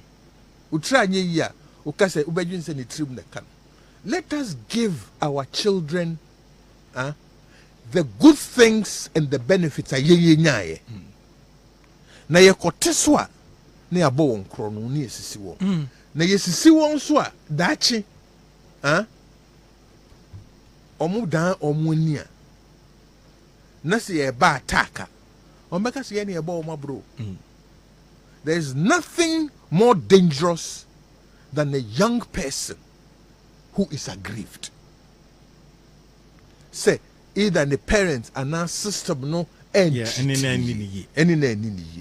man fair opportunity. Inti mesre edin so anyedin. Mesre Ghana your bad time. Ti said the na ye maame no ton won tema de hwe in school. E wo see a sing keteba aboso said ne be ya ye mayi nyina no. This short period that ye adjust ye ho no. Ye di omu be fam a ani bre any Yahudi bia enkomem. They say we had no him say the nakoto baby as in 70 bebre. Sa placement yan hwe nka ho asem yi. Send ye be ya wa koda kitwa ofri kuma so de na ba Aquinas. So o meye day student no nkoda henfa. No nya hostel kra wonim akohwi bra obi de befem. Wouldn't Marco Shibra or be the befem? I feel young could day basa botu near dear, yes, some codaning ye. No, for you should be going forward. No, said the Tewaman. Akrabia Connie Community School. Yes, a could do level, which is all college. Ansana, a co, baby up. Oh, a woman's a hand near mine evenly distributed. That's true. That's true. But kwambe ni ebefa so a ye bema ebi a womsa buy na ye say or try say baby obey raise model secondary school president Kufo na start. Yes, 136 of them. Say ye raise no nan be pe more try say school be on be provide dormitories na say can ye say yi double track and de every ho. Is there any way be a awofo nso betimi aboa na say awofo nso beji atum say you say you free because I know a binim say you say you free sabi you try to school atare na nti awfo no so ne de kakra bi mpo a ono beye no na adwen yan say abai say you free dia ere na menkoye wi ere na menkoye wi ere na menkoye wi no di the whole responsibility no impo kakra so yes ne famu dia ono de ato aba. You see Kwabra Ghana sa de shase o bibia free Ghana, ya shashe bibia free. From 1951, June 1951, and Nkrumah winning the first general election, the promise was free. Enti akoye trim, akoye ye dodo, akoye jeans mo. It's going to take a while for us to realize say adie bia efo no ne boarding. Ebia wo konya free. Ene edo bako to hostel. With 13-year-old daughter.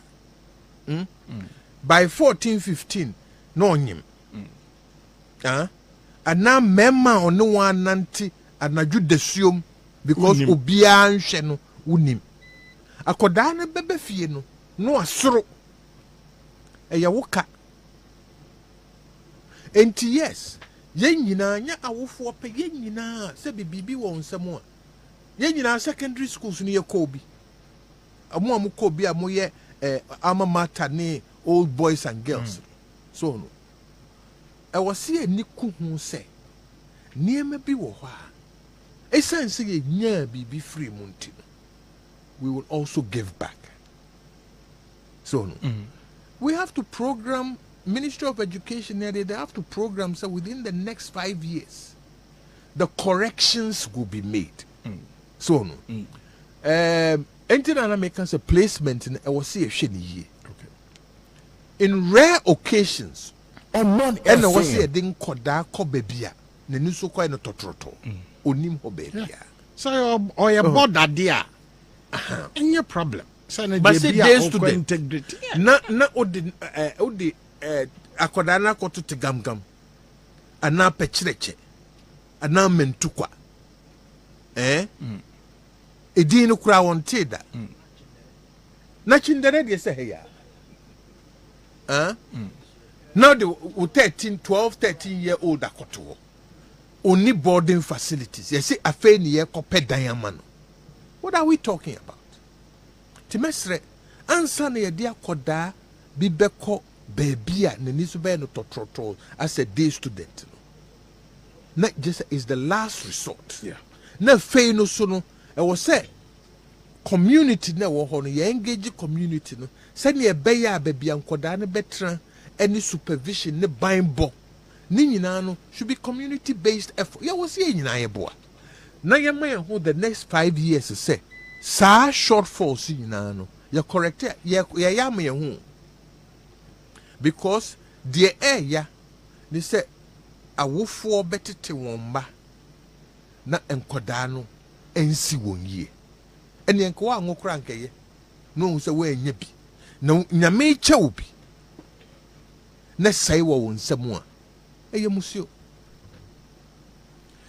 of I better as near the sea bowling point to tea free Oman 107.1 FM Ash FM Kumase a dene abai asedie na dene abai asundie na dene parents no so die eduru here na kwaye se eye too much e ka wom eduru here so a na kwaye se we dey se afo twa ntoma si omobo na omutimi eye bi we any 11 ho anhyehyeye ahokyra eye clear se now aba wo wiase nyina na affect ama nyina anso Ghana ha de ebinum da so ka no se oh Ghana nkwa na ahokyre wo na Ghana nkwa na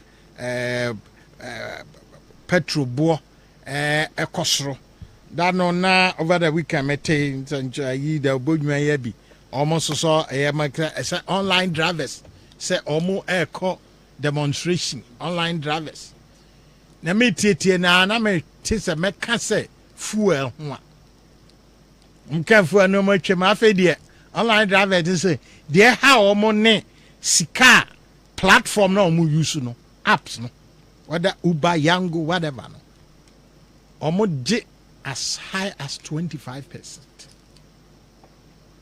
Edi free drivers no tio because they are using their platform, their IT or electronic platform, and their others, and they are conducting business.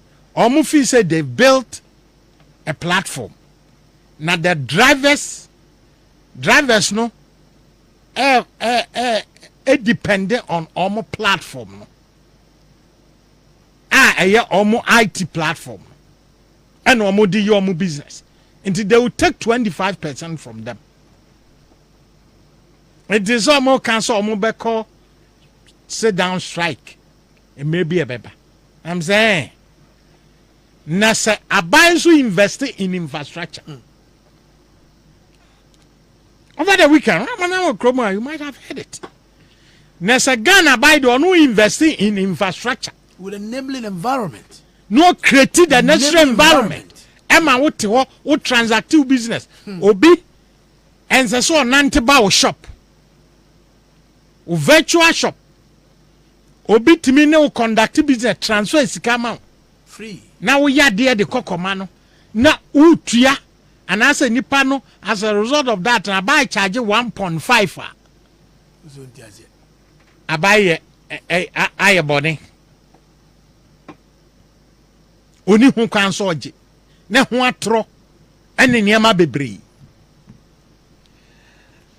Honorable Daniel Nikwate Tatos Glover. Kendinga mafio. So ehu ache. Na em say ese na oju ba ku mienu ni na. Me share nin cry. Okay. Me di ma pro no edidinam. So far my 9 regions. Hey. A total of 125 constituencies. Never niambre. My Bron East. Bron East Meka Atebubu Amanting Sena East and West, Pro East and West, Techiman North and South, Kentampo North and South, Nkuranza North and South, 11 constituencies. Ye free ho. And you come Brangasa, German North, Sampa, ye Badrobo, German South. You call Jini Brekum West, Brekum East, Brekum Krum, and you call Kran Quanta, Doma, Yaba Doma Central, Hinkro, Yaba Wimfie, Yewiano, and a year Fiapre, Sunyani West. Ye Danny and Edico Winchi, Echo Dasana, June around 10:30 p.m. Yewian a year Banda, a year time, a year Winchi, and year Sunyani East. Make us a Medicania year. Afo, Esunafo South, Kuku North, Gosso, Esutif North, Kenya, Shidiem, Esutif South, Bechem, Tano South, Tano North, Doyan Quanta, Sax, Yesu de Frio. And Timisi be Bonina, Mibufua, Bonina, na Mose Juanampa. Nagadiga Mekwa, assemble Kwamedi 2 executives and him say. Yamanyo kuidie sena yeji domu edwuma ne sidie no akonya tose ya aprapri ba se ya e wosi ye kan kasa e hotie kasa e be kan ya bom mikwa mi de minko mi asem dia mi edwuma me pese me yo as national organizer enu de ru na me bo e di kire executives na me hwe won kran se regardless na nanu aban oye de fata de se but sebio enyandu so a eni nkire se sebia ban refuse. But the more we stay in power, the more abandi politics ba for more e be kan nyina just to energize. And that is my vision. My vision is how I can energize the grassroots, the base of our party for victory in 2024. And the nipa yedi national organizer man in zero yenhwe se aso nipa no okitasa capacity and competence nana okitasa capacity and the competence okita the leadership qualities, okay, the political maturity, any political experience. Way and I made it to a persona made at ma executives, you know, and to be a more year police station elections, coordinators elections. Yebo abaso say enye Ramadan ya shasia anka April 22nd to the 4th anka ibeshe consensus na see but national office na trust said Debbie because yebusiafo no enuanom eye chirewia nti yema grace period moratorium bi kakra ne mfa 2 weeks bi mfa so na nti ye ne mpanyifo ya adwene for that initiative omo dia beto ho nti ya me de meka we akendinga me wo ha kakra ye ka education no abrantie bi a me hwe no social media emze omkosra president he was the second best in West Africa SSC oko free SHS ni bi andanado aban or the Obin Godfred Aseda onya 8 A's. 8 A's, all A's. Share president, you know, he was a spokesman of their group, students are president of Obama Bazono. Minu can say, when you're medical school, your money fee pay. 8 A's. Maybe my home be paying. 8 A's. Now, where you miss my colleague, a minister for education, I know his passion for education is so deep. Me am a corner now, so I'm not watching a call.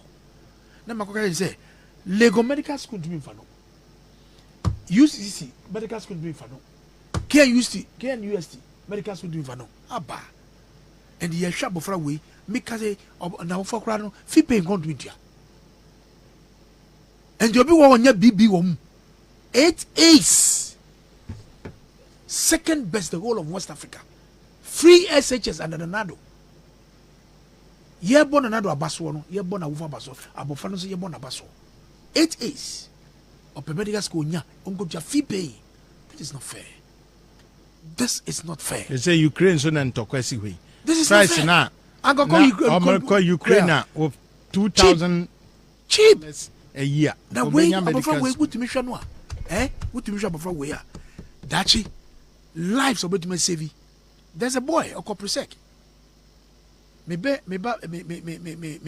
Benjamin ni kwate Titus Glover. E brother me DMP no. Kandiga. That crop me table say holidays. E no catch him so. Daddy. The senior be was school.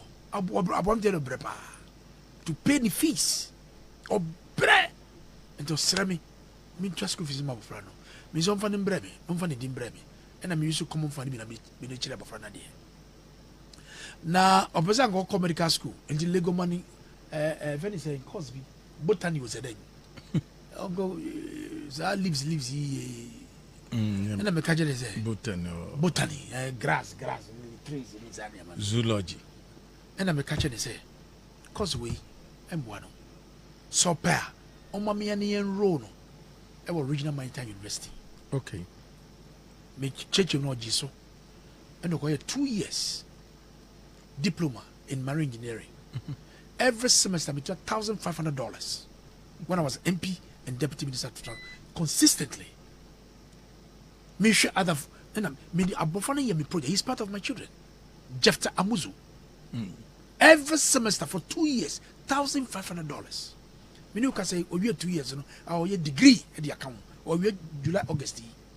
Now which shop of funny resource are when it beg G. Kendinga say Scanacra will sell abofana kwano when ye G. Because he's making very saying the investment that we are on Faswa Basso. And he will send this guy on umbre. Yeah. When Yamiya Dum, he comes from a poor background. Very poor background, very humble, very submissive. Oh yeah. Our short courses be health and safety BBB. Okay, marine engineer. Now you pay shipping manual or company. And the who investment our bofra ho. Na wo a wofo no ana ban no a wani gi meka we dia kosi Obin Godfred asem no so ye besre say the dean of students our medical school tiemi ana the director of medical school Legon ana KNUST ana UCC tiemi a na so bisu tiemi yen kan chen kofo say yen ko pe abafa kira kwan sa fi pay na ko otua no emboa yen fa nka ho ye gini ka ho e be ye so I'm appealing maka we wie no Speaker of Parliament Bagbin Oyeduem right honorable I think power akoni mudodo na ye share 1992 ye kro ma shebedwom the first right honorable speaker Daniel Francis Anang e free no so no eba right honorable Peter Ajete free hono nyame fa ne krasi ye oni Francis Ananyina and you call Begina Sech Hughes every honorable Begina Sech Hughes you call right honorable Joyce Bamford Ado after Bamford Ado no and honorable Duaja madam for Duaja Hubai Duaja free hono and speaker Aaron Michael Kwe Eko. Now when you look at all these speakers very reserved people. Omukasa kra yetia. Omukasa kra wuntie. They prefer to be in their closet and communicate wherever they feel is necessary. So bibi koswa they have their means of communicating. Back me akoyo bia oye jenidin dodo. We ba no waka. We sorry no waka. Because if any say or can bibi about honorable amakwata. Ebra na or can say botu we no. Yenja we to no. Or issue statement. So non reverse ade na why no. Enye would no be ade no. It's a member of the chamber who should raise the issue. Now, it's a debate basua. When you conclude, then you come with your ruling, then you give your directive. But no raise issue, no, I can't want them.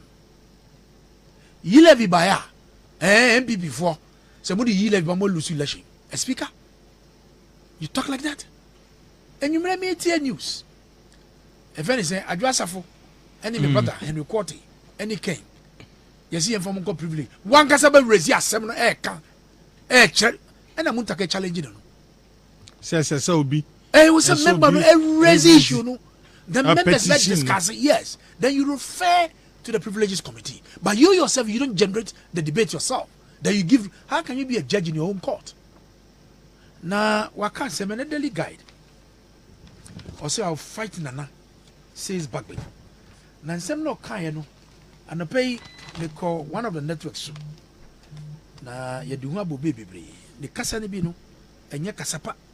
As a speaker, as a third gentleman of the land, ukasa nyina enye kasa, especially in this hang parliament, when you are bino, mun kasa di bibi nyana no, ebeko senya ebe develop on mine no, because nanado money inaugural speech ewo 8th parliament I say this is the first time under the 4th republic, no particular political party has majority in parliament.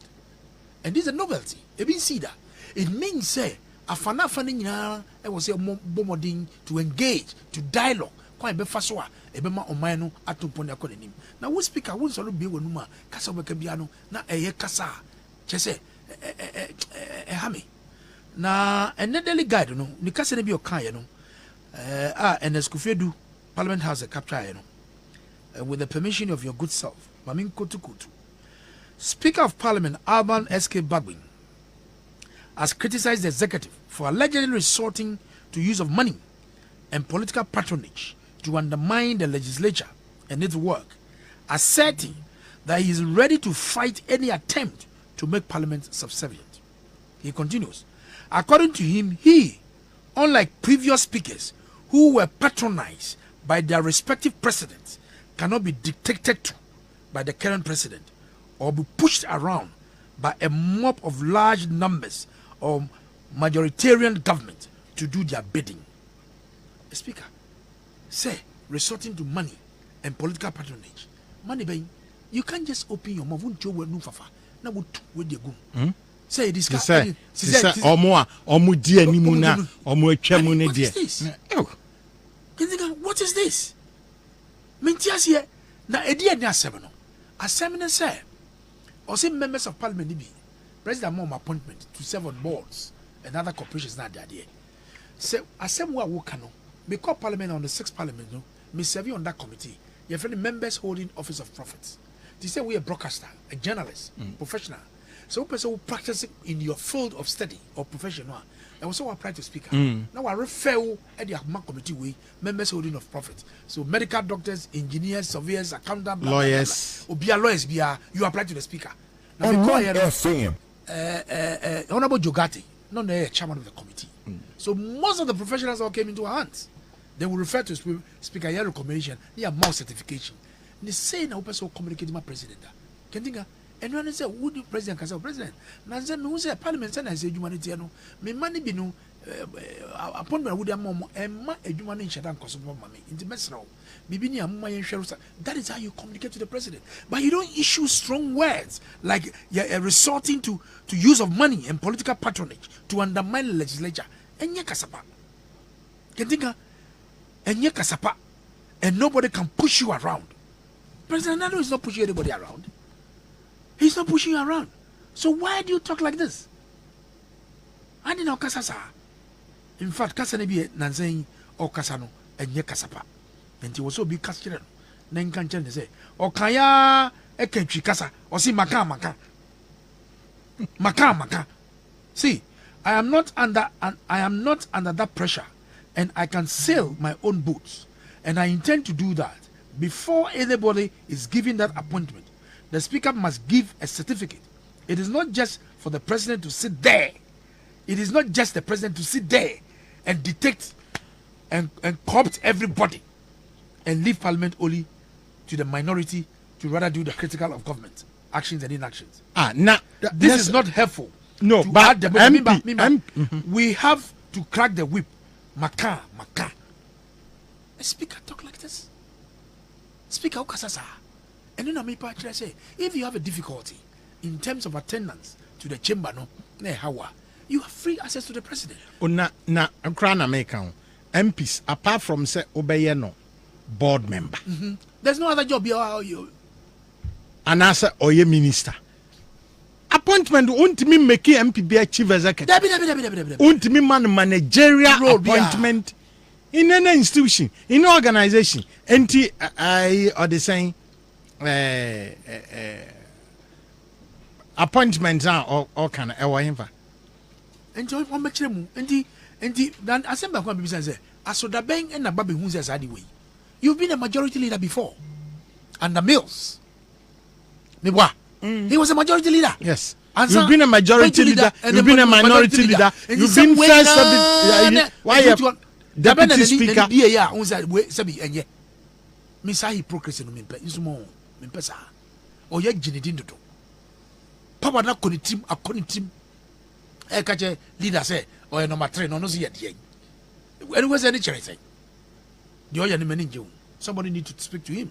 And the minority whip or not challenge you. We ye dua bododo. We ye dua bododo. Enya dia e was yes. It was a kabi bichira no.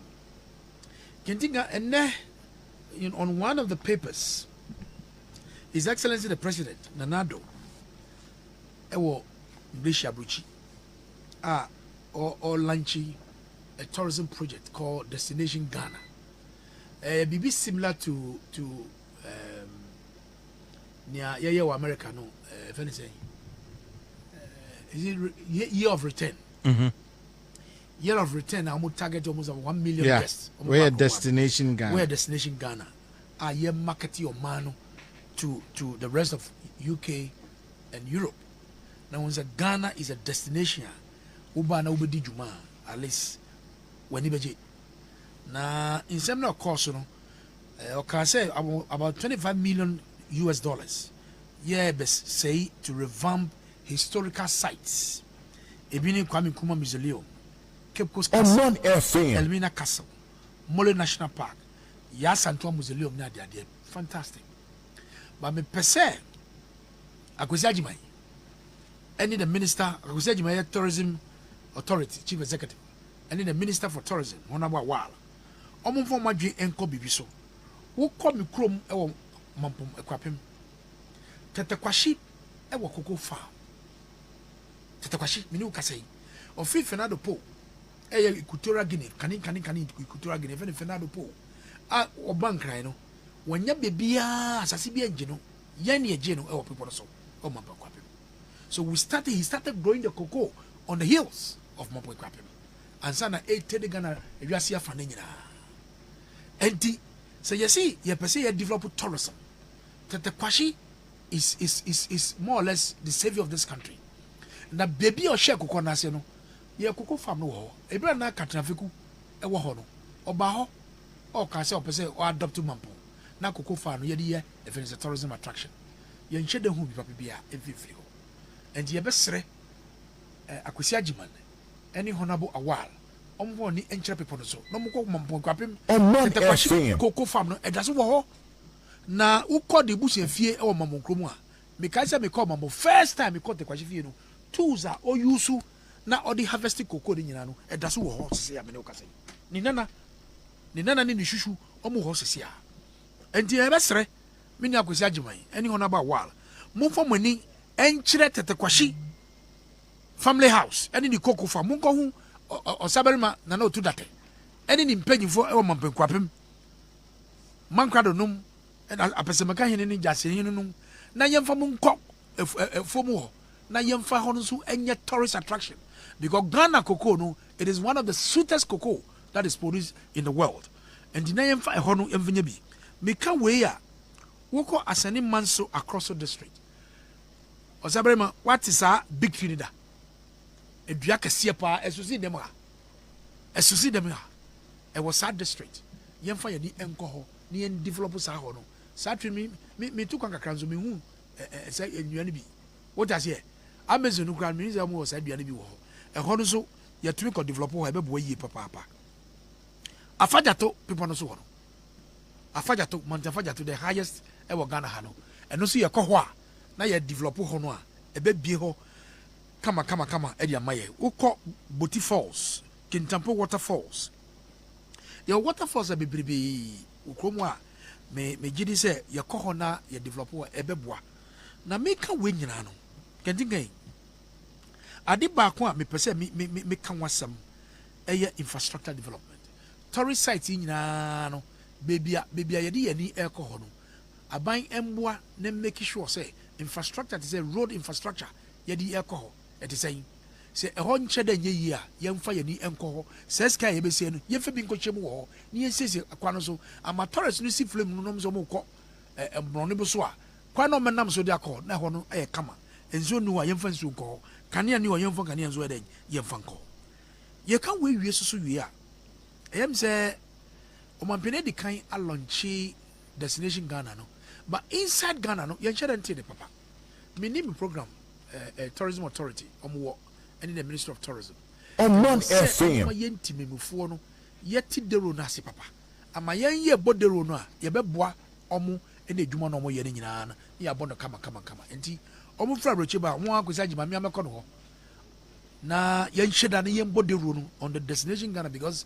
ɛdi mpuntundwuma bebree bɛbɛ kurom ɛdi sika so bɛbɛ kurom wogya seɛ nti yɛmbɔ dero no na yɛnti memufoɔ no yɛmboa wɔ yɛmpia wɔn na ma enyama na ɔmo pɛ sɛ ɔmo yɛ no na akɔ nenim ɛde ama yɛ you can't talk about tourism without talking about cleanliness Osabarima you cannot talk about tourism without talking about the environment no ɛho hia papaapa nka no cleanliness bɛ ne fale Omanfm fale cleanliness ahoteɛ no ɛyɛ fale ɛno nti na me ne me brother honorable and the court the regional minister ɛyɛ adwen said let Accra work again Greater Accra work again no ɛyɛ asodie kɛseɛ paa the beginning of 2017 ɔmampanin yɛsuo ɛno no ɔka sɛ Ghana ɔpɛ sɛ Ghana ɛyɛ one of the cleanest countries especially Accra na wohwɛ nkan ahɔhɔ nyinaa vɛ kyiri ne bɛnta nyinaa obi abɛnkran na wohwɛ fi a yɛ generate a day ɛwɔ nkran no a tons and tons of weight a yɛ generate waste both liquid and solid nyinaa enti sɛ woyɛ tourism na wonka environmental cleanliness a ɛne program yi but I'm happy say in Greater Accra the regional minister is leading a charge together with the MMDCs nyinaa say obia make sure say the district and in the municipality and in the metropolis na ɛhote na who make sure say what only we ɛwɔ bi kapa operation clean your frontage obi ti wana ni fie nim ni office nim ni workshop nim ɛhɔ kpɔtɔɔ na sɛ tourist no tika no si na efi adokoro sɛ nɔkɔbɔ a sɛ no ɔbɛka no ɛna yɛnyɛ kora nkɛsɛ ɛyɛ and you cannot talk about tourism without talking about environmental cleanliness and wei ade a ɛho yia papa ɛwɔ sɛ yɛbɔ ho dawuro na timafoɔ ɛdɛn ɛte aseɛ na yɛte aseɛ wie a ɛbɛboa na ade baako sɛ president kaeɛ a m'ani gye paa no sɛ ɔse tourism sector no saa ɔbatampa funding no yɛbɛ make sure sɛ adwumafoɔ mu wɔ saa tourism sector no yɛbɛboa wɔn ne sika kakra so that they can expand they can boost their businesses said ya omudwuma no ɛbɛtene na dadeɛ a ɛbɛboa nti mɛka sɛ project na ɔmampani de si n'anim soɔ no ɛyɛ project papa na baby ɔkɔka no so is a right platform.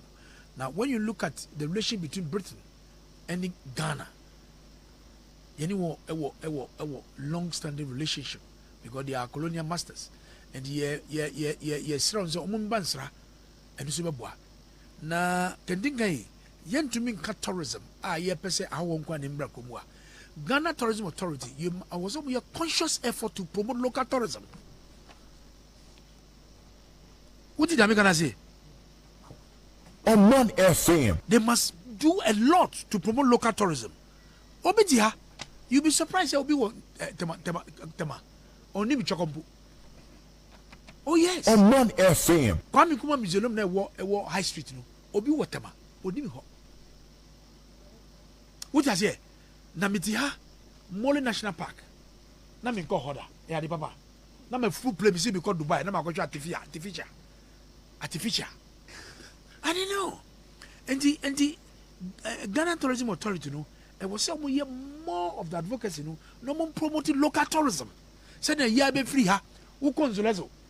If you are not make parliament, 6 parliament, it was only Rawlings time, and I mean who's a revolution time, or Tina Kodia, so both movements are Kodia and Korea. Kodo. Oh, Minister Nepone.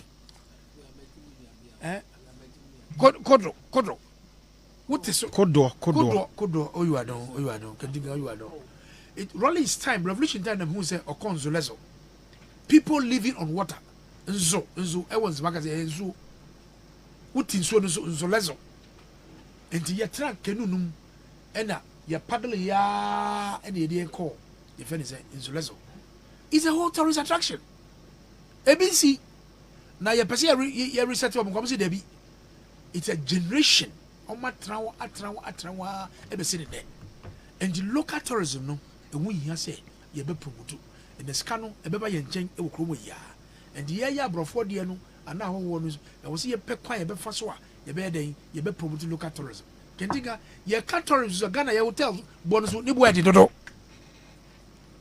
Ghana hotels, Nibuano, and its services, they are too expensive. If you want to attract more tourists into this country, I was here share the cost of accommodation, any services not the buy. Everybody is still there. Nibuati didn't do. Na omotisu sa ebe boa bebre ama aho no mo ba no omno beje ama edwuma no e de akos so meka wewie a ma minka yi levy kandiga it is not a monster. Yi levy is not a monster. Na wo hwe dia NDC foi esugine mu eye dede etwi eyi Joe Wise akonya fi nase kunto quite two blows ewa parliament no e magana yedin ebe say because I was expecting the NDC to use their debating skills. So more counter views are you use your debating skills. But obeti say Ashama MP na yesuma o say ko na ego si Ashama for na mu a na wo choose speaker akonya enu na adwuma de ma o say ko parliament ko ye na wo choose speaker akonya evidence. It's not right. But clearly, no, we should revenue generation, domestic revenue. Ghana revenue. Mami fa konya was na Reverend Commissioner General. Na me bona boss ye papa. Any mini opinion Canada moi. They are doing fantastic work. Ghana Revenue Authority. There was some ye to make sure say ye ba achieve target no. Omugusu yo nya ade. And the ye levy ever complementing government revenue generation. Simplicity. Omu be complementing sikana yeji aban eji tuona oje no. They only come to complement his argument effort no. Na wuti ha na domestic revenue wujini to your GDP is about 13%. What can you do? Na yen to me nkoso enko jibusia ewa manane. It is not fair. It is not right. Because abroche na wuko jibusia no. Ono so ye to na ya boaboa no na odi be ma se fa krom afoko di djuma and the ya nya hu ti ase se wo si etiti ye umore bi enfan generate revenue boni bi anim ti se dia wo kan se uber yango any ba ko no ye say uber yango ni ba ko boat because me ministry of transport. You were concerned drivers association, but we a petition be buy against Uber for no. So almost sell Mujuma. and he was a ministry edit on 9 AC form. Now, most commercial drivers, almost use private cars, almost take SBI identify them. They brand their cars in a way. Every commercial driver be also call every 6 months, be also called DVLA. Now, you can check your license. We call roadworthy, you can say, now when you are local assemblies, you can say, check on that. And the said, drivers for say, you jump 25%. It would be on your piano. Or no, Kitani, if any saying, the technology, 25%. And a by now, or did the enabling environment. At their bar, would do with Juma come no. Who's already on 25 take advantage. So, but you take us and Pakakra. What you fear, would I won't pass. Now I order on the very say, on the platform. Say, Yembra way, touch the flowers. Who talk, who Toby just on the phone. Now, monies keep exchanging hands. And now, buy no Tihono on the North Shanghai. I'm a tecos no, just came in a Edico Kuna. I don't think that is right and fair. And the Diabano, media me faso, right from the one, I've supported it. Because yen to me, and Coso and Gojibusia, any who's you. Now, Debia would hear this Ivono Casa, and you're binding a Busiani who's you, baby.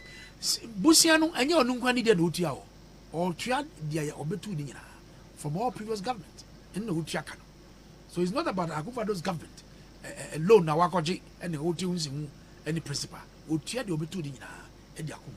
And the Ghana for your best now, finance minister, a Sky G. Susua, Yan Telonko shed Bibiwa, Ubiabe who dances say, Sky G. A, B, C, D. Ama, you bet to my day, and no credit so sharp. Yeah, bail no. Some amendments came.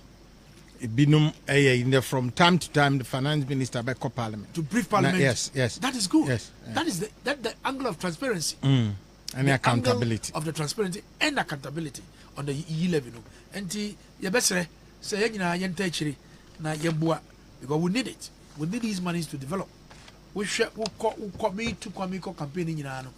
One of them we do I got him as Jope from Avedapa. Now we do I got him as Jope now. Ye blocks the BCWA. Yes, ye twice what yes. Omanfm. Yes, ye ja egu forest no more. Aye wujuma. Now we call a friend say Achim Abomusu modern school yes wo no. Can think how be Johnny. Yes ba ko mi so passing pe. And a Wale constituency. We share both their school. A whole school like Kwame Nkrumah AC Sani, Coco Board School CB. Like Damasco, like Laboni, Suesco, Winneba, Apam. Now we share school here. Administrative block. So classrooms are huge ones. And then you blocks the ABU. We see huge. Professor Mr. Kara is a gargantuan. Yeah. There school, modern STEM schools. Serious. It's a university. Assembly hall, dormitories, Edima student, both sexes, masters bungalows, headmaster was a headmistress in bungalow. You see, now umpe wo pede, and this kind na do ojeno. Se benye se editwa you know, odi adwuma ma ye hu so ndi em before ye nka ye story. Na ye ma ndc for etu netie egu ye this so dodo. And the American say Omanfm. You continue to hold the flag of this country high. You continue to project the government of Nanado and the party. Ebi mu ho a omo ye independent. Omo radio station.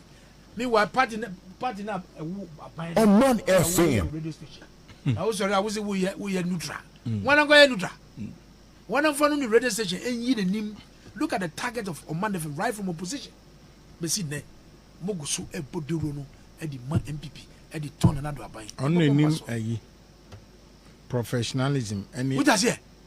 Neutrality. What gonna be as kasaba no enye kasapa. Obi mfa na tare fufu enko kire pick preko now the owia pe na owia no watwa ne dua amaye na wa fa ne sre. What it's not right. And this angle for no munjai na mboa won. Intermediate me bomb baso me jabi di aka no e di Omanfm menua it does by fe na ono su kakra wo no Honorable Daniel Nikwate Tatos Global, former MP Tema East, now aspiring national organizer of the MPP. At Boiling Point, Oman 107.1 FM. Ash FM near Flay stations. You know, you're queer, and my favorite Babeka E-Levy was misinformation about E-Levy. Atro pa nipa bi etwa. Na omu tumfu trogu enkrofo ni misconception. Menya misika ne da me wallet so na me it's amount to double taxation na I listen you see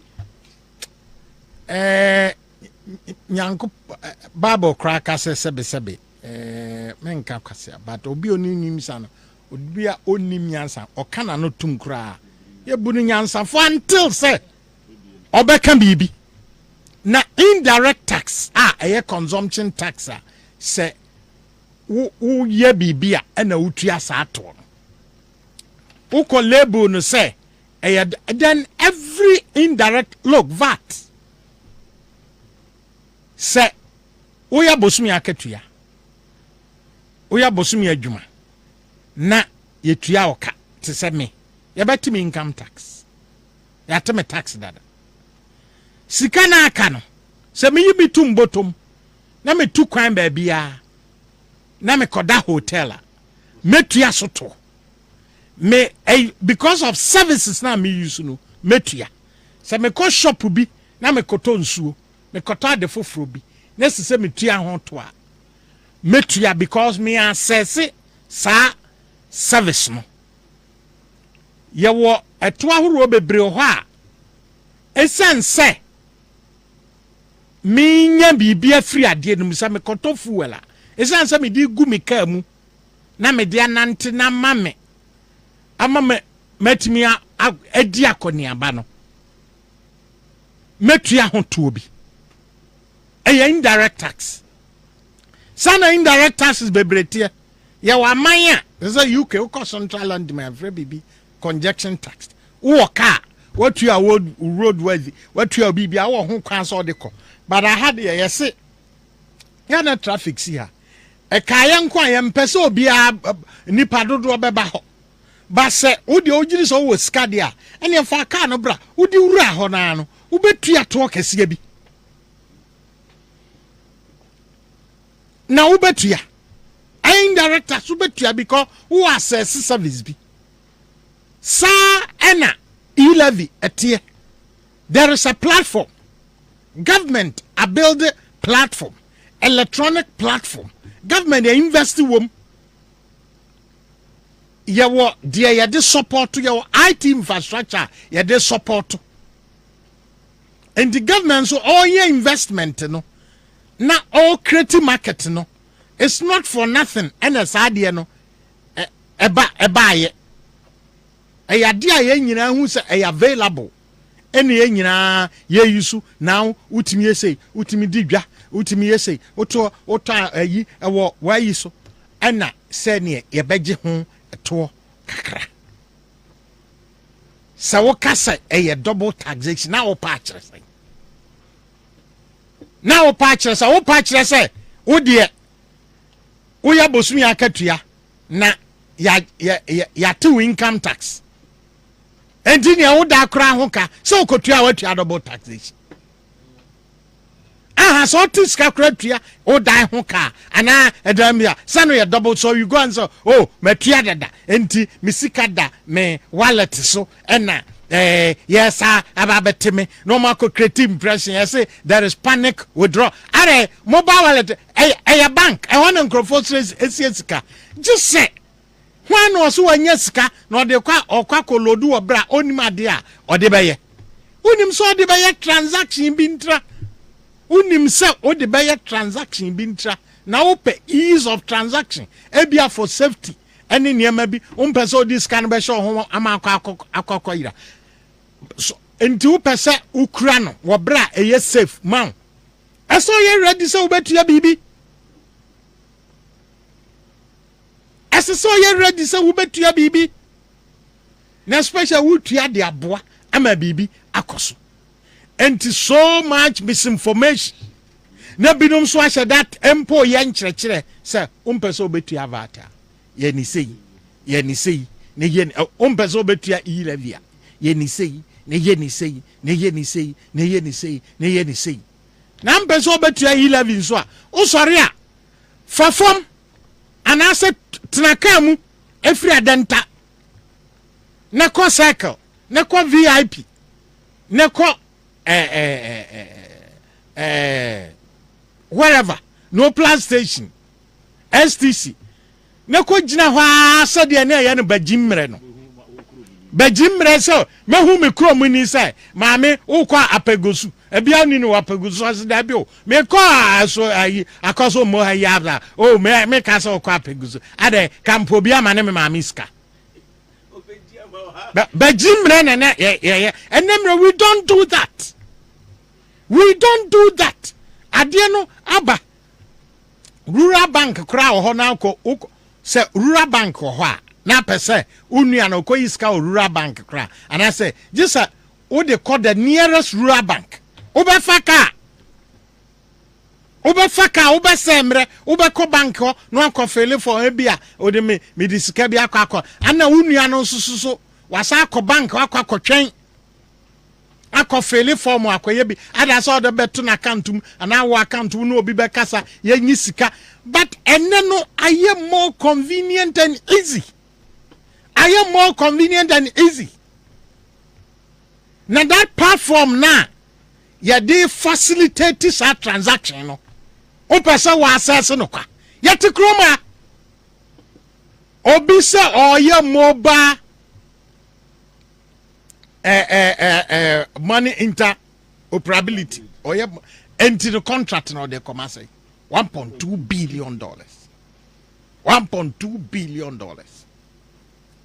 That is NDC. MPP buy almost at $4 million. Na abaya all power boon oni. Apaya all power boon.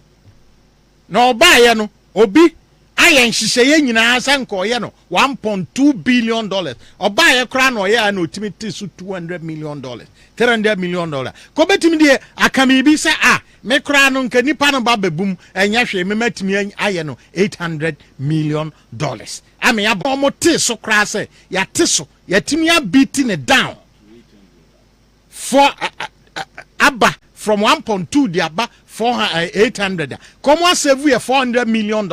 And they could make a case say, hey, $400 million.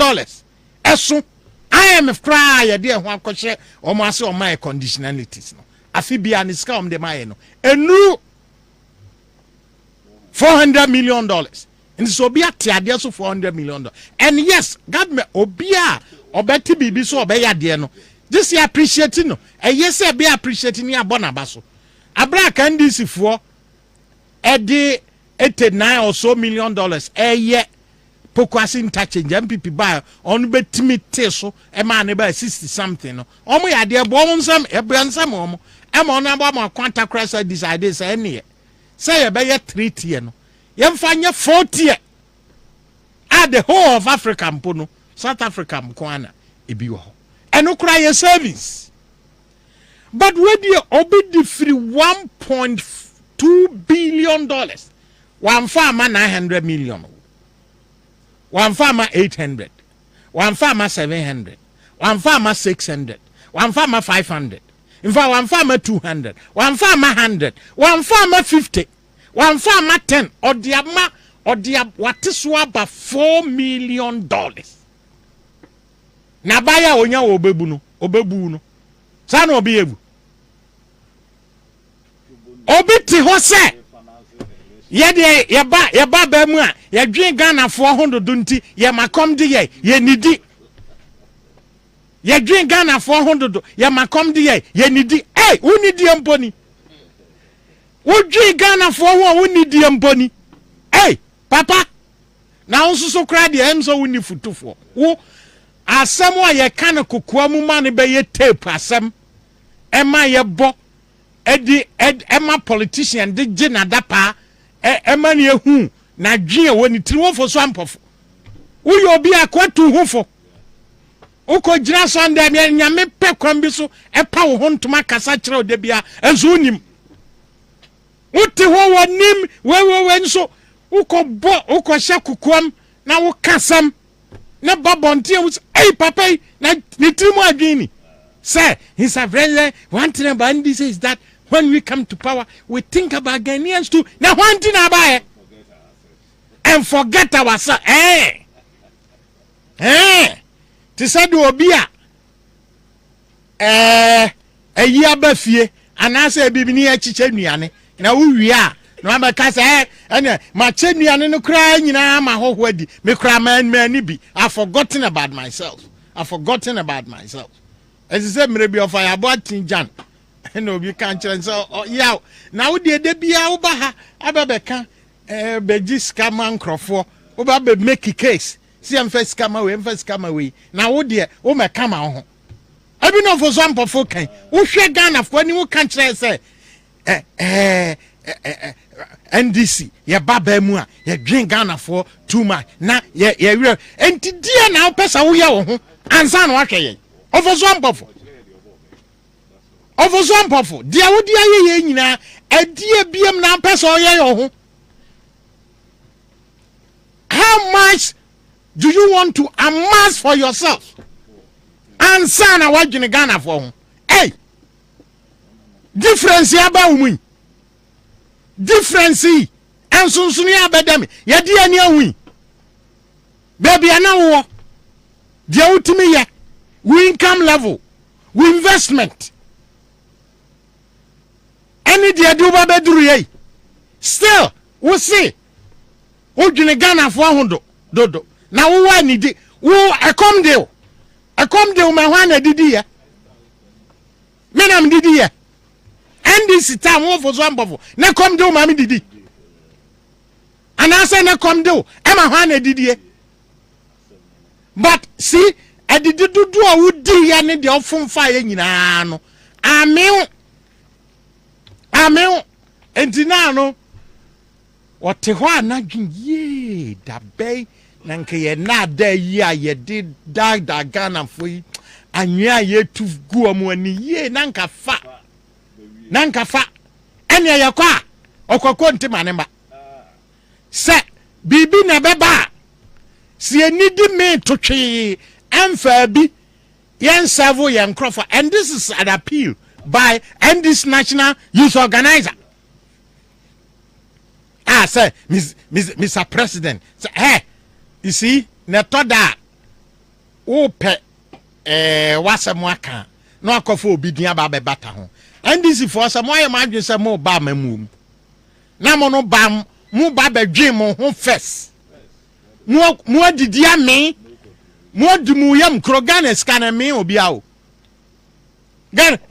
Ghana scan me obi a yina e chane kakra na nando ko so oba be didi ame a enka onhwe sikanim say BC wo de oba ko school or the final year aka na exam or ko register no akwakochro akra bia registration a ekeka bom but edru BC year akra bi registration nti wo behwe na wanchro bi nti na nando se akra bi anyai BC registration ni nyina afie kambo mo ese bi 67 million cedis o se abaya tua akra bi ankotwere exam wasi exam registration abaya fani nyina school fees abaya fani nyina enti akra bia onko free ontwere exam free yensa nto tare ma no yento we ma no onto we ma no obozo ambofo Ghana sika sani yade ye yanwini ye bottom kane yanwini ye bottom na wana wode ba mu yanwini ye bottom kane na wode it's the opposite. Your mindset is the opposite. Oh, you're doing Ghana 400 now we forget about hey, did you forget about yourself? Empony. We feel so bad be empony. We feel so obedi be empony. You see, mono na mama enipa bi nya adwen efa politics and politicians say deda ho ye ni ade nyina ni nyina ne sa wo pesa oba na ona who take decisions ona you are in charge enti ade ye nyina ade ano o de ba udika two dear no I mean now you call yourself apostle of NC na aha NC say a pa NDC mu internal ade ade aminim na say the whole country o kan kire ye say NC enti uba ade na abe kan kire say uba na ofi say osabara ma deserve bibia na ka bi deserve bibia wo for some of there na there beba utirimu anso anya NDC ni enti one contribute to NDC success. So we are government are you in power say enkrofo omobo ama omonkwa omonkwa na ene omunidi yes no bi aka no omfana no na wo ye Ghana ni ohiani wa wo ye Ghana ni business person wo ye Ghana ni driver wo ye Ghana ni ma a obi NDC ni dada say ene amai ya din ya ba enya wuti no oba o ono ose oba one contribution or can say the city because the definition of contribution you not qualify but for some purpose definition of contribution you not qualify. So NC first NC no won't qualify, second NC no so sanity na wo no but for some purpose definition again and they qualify say Ghana is cano ye di be hwe oba school say ye di be yi kwan say COVID mere pa ewiase aye dia obi asun ene me kofa IPS o fa Presec junction ye yi ho kwan no wie ye nche na oduru ho na wo se wo ni fa Trinity kwan no so a ye da so ayi kwan o ko straight o de call ARS junction ye da so yi kwan Egypt brodo nipa bedie akwaya buy that green or fixing home price. But Ghana government under Nanado is still constructing road because opewiye. Abayo no amfa NC enya dwuma. Onim se u deserve o ye de amount. Na won fo so ampofo ba wo be kono ho wo ye business person o to ande wo dwom o ka o ka o kira de teacher o justification o de be call for some for anim ebe na ma obibi ne sai o contribution o justify idea o call for some for anim aka sai bra photo o ka me e me ka wo hin o yan this ni o ka de way we are ordinary Ghanaian. Na see ordinary Ghanaian no so omo de mamudia omo no ekom di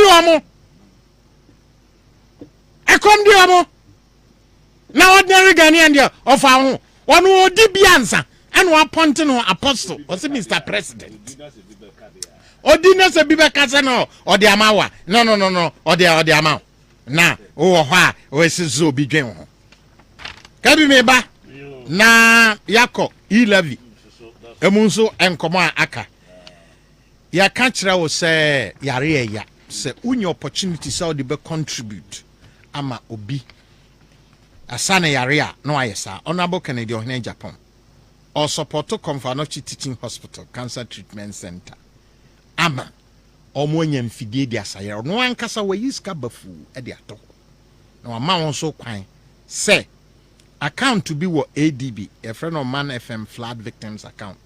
Mokaya, a bra circle jatoho, so far and crop for no yiska, MIA de boy, sa account no, and I saw ho. Account number 113 100 000 5341 001 muntie 113 100 000 5341 001 our Medina branch inti walk oko bank biya na ose uts katos account nsabe na ye diaka honorable kande no ejiji wi a edi ni nyina batudwa na yakọ edi akọ akọmfa no teaching hospital cancer treatment center mpacho ya momo number nso number no eye 0542 869979 0542 869979 so we need Ghana had of course all the +233 bedikai na we 0 no e de afre ni mu edin wo momo account no so e connect to Japan se ya mosa edin na ma menyo contribution na fabra na ken or integrity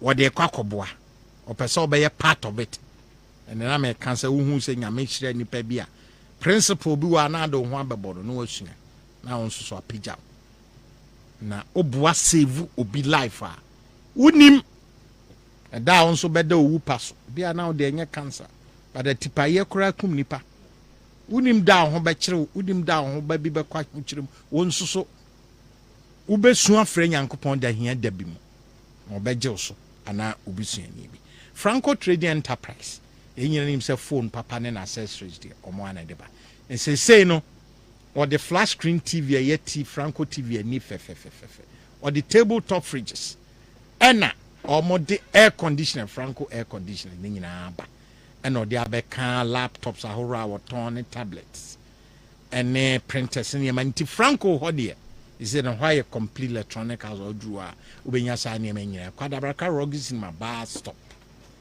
opposite and cry na Franco for ho akwaji niema bi ana omo aso ya horo ni nyina obetimi akọ na akwaji GP1 herbal mixer edroi omo ana omo num de num na covid buy no no mba abontin be ka se afa de GP1 herbal mixer ye ntimi nkoso mfa nsie mu bi nyame ni mie se unya bi nom ebra no a ahoɔden a bɛma ne immune system se de besi boost no na obi a watre dro bi ahwɛ nso aka adi ho adanse ye ton wiase afa na nyina enti memfa number wiase afa na nyina worldwide obetimi ede ayeyi no ema kak ye professional work a camera ni yi na oni hey enkrofo achiachia no ama results na de ba no enye enzo ja okokan be yende Alex na ti hoyi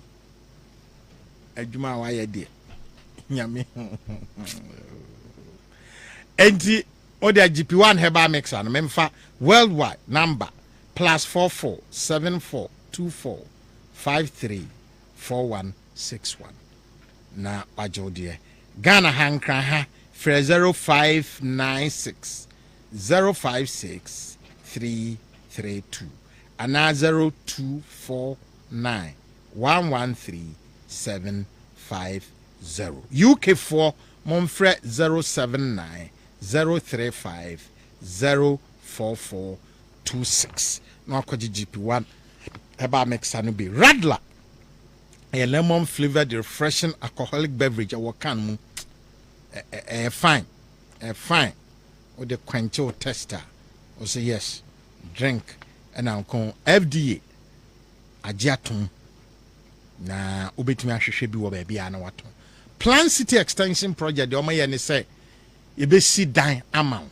me amount 25 years na odi etuatua ene omo ntrase omo nsase bebre wo pram enti ubekọ Central University campus wo pram no miucho ukọ omo office omo no betenase na nchirichirimu bi om de bema no omo di amount na memfa number we nso memfa numbers we ma 0577 911 101 0577 911 101 and now 055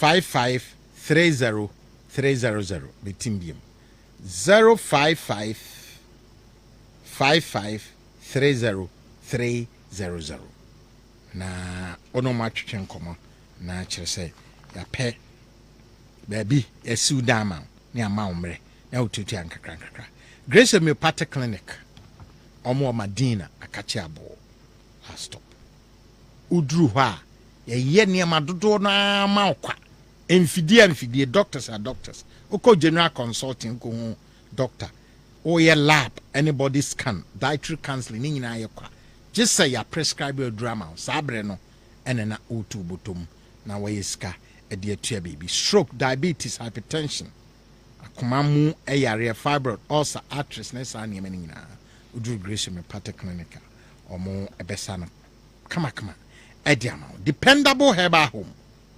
Omo ewo Medina New Road.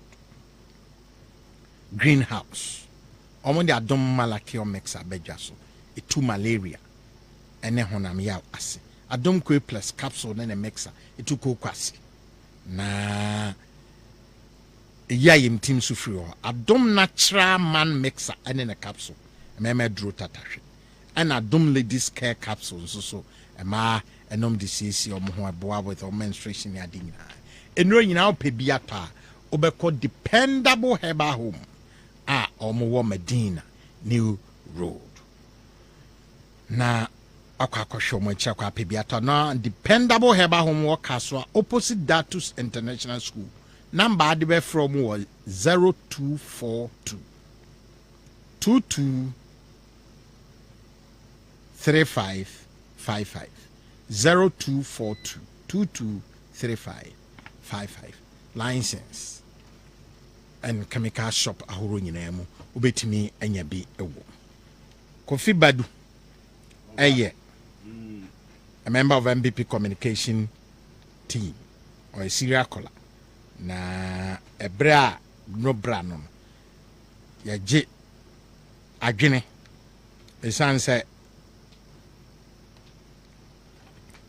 interaction there at various level na baby a offer no na oni nipa interact no na otds na omo kura na no asom da fom izanze friend kwa frɛkyerɛ adwene nya nipa nyina na pɛso omo ye omo timi o to obu ho ano no the first wotimi na ono aye speciality no no obi nso de na asem akoda no na enkrofo ne omo explain ne che niema ne ebuso omo niema ebi yanka e-levy yes over mema wajo tiefo nyina mechia yen e-levy ho asem na ma meba ha yi na ofa wakasa ho no pay mitie mu pa mecheze free ani da ne na yi me try say me ye ya na asem mi ayinti na di nti a ama wo try say education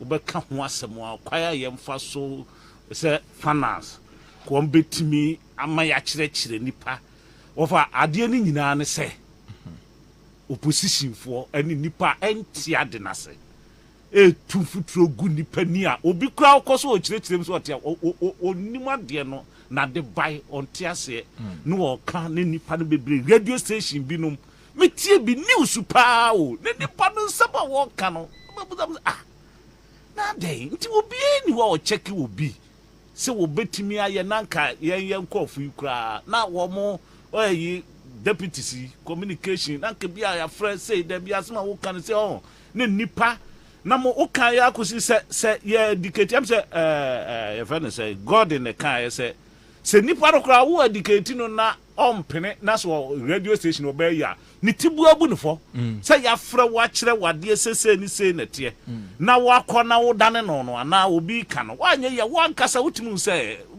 tibu abu fo entutimi nye na ma eno na akwa ma matie sa newsfo bi ne ma omo ye na meka da bia sese obeka ya eye Dr. Kofi Kunadu apraku ya mesre no so won fa ncheme ofa unim minya a time bi ma papa no years ago no ye spokesperson on finance in MPP president before those days in Budi. Oh, Debbie. Those days normal. Aha, no my. Now the mention said normal parliament. Okay, say VAT buy no. Me na me gensi na say ya me time me chim do kwotwa de wi an ya work VAT ni ade. But MPP as a party, yes so stressing. Na ene owura Kofi Kunadu Apreku. Na me tie ni interview papa gina parliament baby also VAT no de keye pa. Na mama nya eh papa dia say no dey bay. Keye pa de we. What is the person say we say keye pa? O say keye pa. Na mum British for training ye no. No more practicing for 10 years. No more do 15.5%. Na Ghana ye be hyase. Ni e cost at 17.5%. Enti no na de ne ye. Na me papa ni on pay asem. Na just any open this asem sir o kasa de ne ye papa.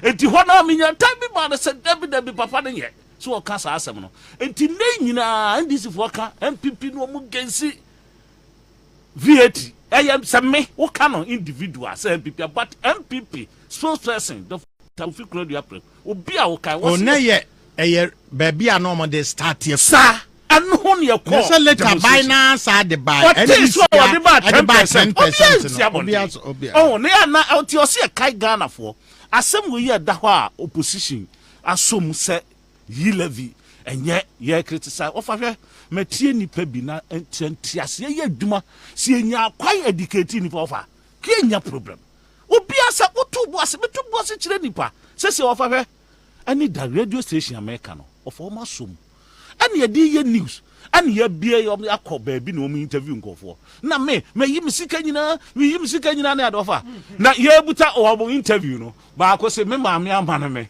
wa mane me 500 7 na eda ho na wote dia ene mbakwa yima ade na oh mese me ne obi wa denta ya ofa wonim wo ka bi ni ade nan ena musika da ho ani ate na mesehwe ayi baaye say momo yi baaye usika wa transfer akomo obi pa say ofon transfer 100 cedis da 100 cedis ebom on transfer bi komo obi do enso ono nso se abai ti sika wo redraw misika oh nti ade no enipa na ntiase enti say ukobusebusa sa ankofo wi woni ayi bia na de microphone kotua na no seka no o criticize say mi koyi misika na bai beti misika da ho abai ti me why ade no ensha asiempo enti me send message bi na me ye ni twi say de be ya aka ani da god no obeka ni twi ama me say na mo ka say ensha asie ade no na first me na mbese yenka ni twi ni ada kasa ko bi ti kasa bi kura yenka say bosumi num edi kai na be hyase up to date wo fa beje di se kumase num na ade nkofo eje yi levy wo mo fa kwan bi so edi bu nkofo ebinum afa so ema ye kasa nyina niam o mututum nyina ebi kasa yi levy nti mewa yen shade na se in president Kofo era doctors of ABC yenia MPP fo ebi ogina radio so ofa ade no parliament pass ya no pa no afra radio na me kasa nyina ya timi o ho wie na me fra na me nya no kore ya pass mra president mfa de nsan hyase den na wo kasa yete ofa besi ne minya problem ni pare fra me warning and wo kasa nsese me ka bie ni ade na wo misinform general public na ofa me kire madwen sa sema wo kan nya no kora na ye tai so unti mesre se ade bia se nipa wo ntiase ye de bibi tudwa na wo ni hunim dia wo tie na wo sua na wo nso wanya bi na wo de akire nipa yesi ade no se wo san ni sidi wo ha anopa wo sore na ba san ni sidi wo ha for that nyina no wo san ni sidi wo ha ye ntew na firi sidi wo ha na chi ko na wo san ya wo san no wo de yete wo de o koyi ye nte no oh tie nya daje ne ko ne chire nipa se wo fa community radio abai ye ko titiwo na kebi yetimi faka ne ye ko community radio ni ade no akọ no a explain ya chire nipa sa me free ha no mo ko biakwa o ye brakwa rather o fa abaje di se me wie na nipa abegu ho studio na nsem se wo ho na mo nka nchire ye nsem enipa no bebre wonim ontiase ade na ba say yako ne ye ne nipa kana wo kyerɛkyerɛ mu sei say because sabe wo konkrase ne bi offer days will be best send a day no 100 cities was send yakwa obi one send one no be kro bi wo kro kase mu no de abrɛ no amuro 100 cities edu no anya dia affect no ba esanse enipa no nkyerɛkyerɛ no anko yenti na nipa etum futuro gu nipa ni ne ye kansam no ayi obusa no afisa mobile yi ba nyina no ono so transfer sika kyese duru ba bia ke ba gide sika oh ya se wutie ofa wutie se minim enipa bi adwembɔne se nso ne nim de no no a ofa hwɛ yi levy ɛhɔ no kakra menkyerɛ ayi bi kakra ni da ɛyɛ Saturday mitie free yewura ayarega ɛhɔ wɔ radio kɛseɛ na madwene ho a ya na me fisa ho NDC no kan kwala na kasa asɛm no nti bi ɔmu nim but the kwa akudura a member of parliament no aka no platform kɛseɛ so sai ɛna Akufo Addo say one district one factory na ne nyina bebre ye factory dada ɛna ye revambo na me yanam say yeah be one district one factory no a different from programmer na a program Ministry of Trade Industry so asadia ba ɛno no ye factories dada na omo shemu the American policy of hey one district one factory what is the motive a DNT na buy the buy or the baby there was it there anybody adwuma ye ye man ye percent nipa nya adwuma ye na ye economy ye and of our be to say yewura Dako Farms company a go free tete na so for nipa so be man nipa adwuma ye no what the sika shem na de ne ye ya wo se eye dadenti ensese eye dadenti eba enya adwuma ensese o kai eka ho so afa nipa over na we kwatra parliament shemra mamia na busam se na se eni enche se wo mo odwene ho aya se panimu kwotena wo nipa ya ma nipa adwuma ye beka bibi a wo se edi enti na adwuma dada na ade sika ko shem na edi enka ho se wa de se 140 30 enka ho because dada no revampo na wo school na wo kasa ichire nipa na nipa nso tie na edi wachi a ya nti bi sebe nuanom Ghana for baabi a ye kɔ no ye kyekere man obi kasam kyerɛ wa wo nso tena se na busa ho edi enti na wei kra eba sei edi enti na sei na nyese ye ka na odi akyire ne asoa ye na enipa dada ye mewa wonya tumi no a obeye west ofa obeye west hwɛ enipa ye wo kasa ya mekan ofa da bia meka me se kɔhwɛ Ghana Cotton Company factory omo guest house ne siakra ofa mo kɔhwɛ hwan na toye a big house yes wo ne atame ho fofofo maka ya nya hwe ne nipa nafa no wo ya yinti obetum putura gu nipa ne tse de owura ofosu ampofo kan wo ka to so obenya tumi no no oba no anya tumi na ne atame ho ye wia na adane ayi factories ifiri kwa amenkroma peso offer 304 hazard de wom NDC abai na ton ye 304 parliamentary hazard enchantro no waton na wo bi ba no wo so sisa factory no na nipa nya dwuma ye de aguro wo ye na nipa nya dwuma ye na wo awza abegyina wa ka se dada te se Dako Farms ofa wo you aware se nipa afa wa bra egu ye na nipa na atimi ama wo mo adwuma na se nipa ka se mama adwuma me nipa adwuma a wo se enka ho na adwuma dada na obi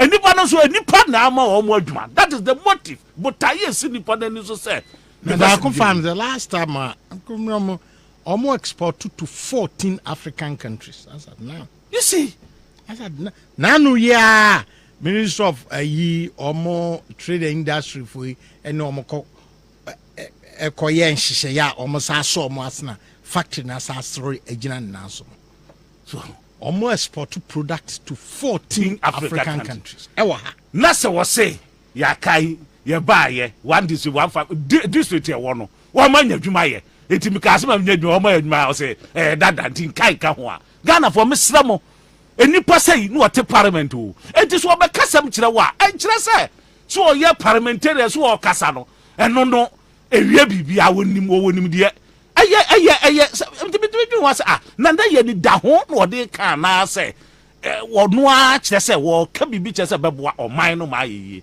ani wu so wo tie sa ansam na me dey na because me nya daje tie radio no aha nya de matie de efiri nipa de biadifo okuta tumi no ano wode atodwa ne ade nya obi ka ya na odi akire ti be sebi nuanom Ghanafo yi levy no a aban de aba no obi ani wasabe hwinimnwi wotwe a ya na de tie ne se baabi a yakwa beduro ye nyina yese yapem bisia boy yakwa ye kasa enye wo se ya bo bisia amene ye kana mene ye nti se yenhwe ene yese yemfam na kapre unim ade baako ye me ya wo yi levy wo fa hwe me Ghana da bia me kasa ho na enipa ntie se yi levy wo fa mobile company no ebe wo ho wo be se free wo be se me charge in and out ade ne nyina ya transfer ne yakogu ba bi a ya free ne ho atoye se ye nyina wo fi se ya wo pa transfer ko ba bi e be free no no nso kura no wo ntra na shim oh na wo no wo transfer nko ho wo so be fa aha fa no no waje na se yesi fa kakra kapre to so hwe ofa aha ma be ko nkapre mtitiye ye muniska Ghana for sa na say ya adwene ye muniska se Ghana ni abonwom musician na mobile telecommunication fu wafa no de atoso wo se obi fra no otie nwum na wo kotu aka Ghana for asasi bebre wo musa ska no nkapre ye te no enti obi fra no na nipa kura tie nwum no na wo akotua eno tua na ban se fa sa kapre ni bi ma na won fa nso no won fa nye ukuro mu kwai ema won fa ma mamburu nya dwumaye wo se ade mempre na wo ko ni aba ka kire na wo ko me why dia wa ofa what be da so obi afram ne nipa kura tie nwum enye ne nwum no kra no e de beto so kra ye ma unhu time e be ye be wanso obi fra obi a na ebo obi nwum me ma ba me be ko ne ate usika me ba ye me gina dam ono mo hwe mo ka sebe ma bodam me ba ya te me 0.0 whatever ye tete se me de nwuma to me phone so na me se me nya bi da ade ampare me nya bi da na me nya bi da die nti na mo te me o se ha bi ana kwala bi wo bi am me ni ba kwala bi ani me fie me phone me kwa na kuta me asasi bi da da na ade atoso na ate me ne wo mo wan fam sika mam ya behwe da mo wo hwe me no ahwe me jeta ko na dwene nye de wo beje nkapre no de ye de so wo se de o man no ya dwene sitie na bai se san kapre na wo koye tua kakra ni afanye wo bi de discard de atukwa odi ko kro mo $100 oje kra mfa ma musician no what is here musician ni nya bi onko bu ho akonta papa bi ekodi alhamo wanyum no foforo da so ebi atesia ofa wo kwa wa ya bebire nyum no da bia frɛ no wonyum ebo ano ye tiaka enti Ghana for me sremo mo mi hu sa ska na yetua nyina telecommunication ye de o wo mo discard ko mo krom wo mo se $100 na ma ya dollar no egrane no na ekɔ ni nyina ka ho enti mo ma ye nyina ya nya ba ko se ye pese ye kikire ye man nya brofo na be kikire ye man ma ye enti so aba na ateme nkapre na me kro musician no kro nkoro ho a adanti na so me koso na me tese na me tie nyu na obi tie nyu na me kotu aka ti me sra Ghana for enye me de se me nibi adwuma kura me nibi ye ne makase me nyesika na me dabi but moment principle na se ye nyina ye se ye pese Ghana ye yie na baabi a ya ba bedurei na ye se mfamra because me kai pa kojo ban redu wode your friends say communication tax communication service oh you might ye nyina kwotena ministry of finance no se hwe obi kra mobile phone obi kwa pretend no mobile phone ba woduru airport a na kata duty no so tua wontua no ne wo mo customs we aye ni ama bibi kakra no de ko na abai tax na bono sa na tie de ye ntwam wodi obi afa be wuram free wo de ba na de wuram a wo kasa no ne ate o kapre o ka ye no ebu da ho eye kama ye de ba ye na mo communication fo nyina ma de ko what you say 19 ya na me yase enne no ema se ebai na ye nyina ya ye ni enam nkurase ni ade a wo ma ko tu futuro gu ni pani na wo chechem se menua wo tie kurase akura bi 100 cedis won se ni bi da na bi kura me che se wo de afiri wiase enti adenti na asem ya ben fa wo kura asem na ye ka no sika fo bi de ye jo wo ga wo so ti wa wadi abro da ko yi bisika wo ko yi sika da ya ko he ya ntimisre education wo fa hia me the way I now ka education ase ye kire dipa because me da me to Dr. Hilary Mad administration wo fa traffic light osu traffic light and then achimota overhead at the radio so ya chira for months and sana de na duru ho ya omanya ya gitum say over 75% or so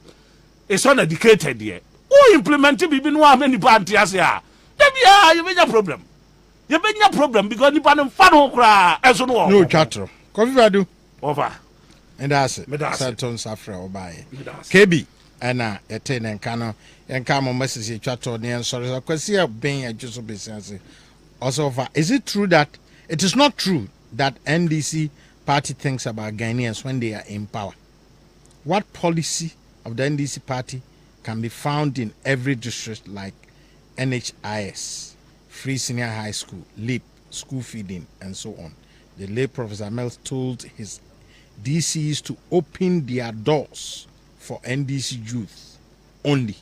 So what Officer Pofo said is not true. Regards to Chairman Odenoho Quadras. Opewabuwa no bo apade ababe bata ho asese odwene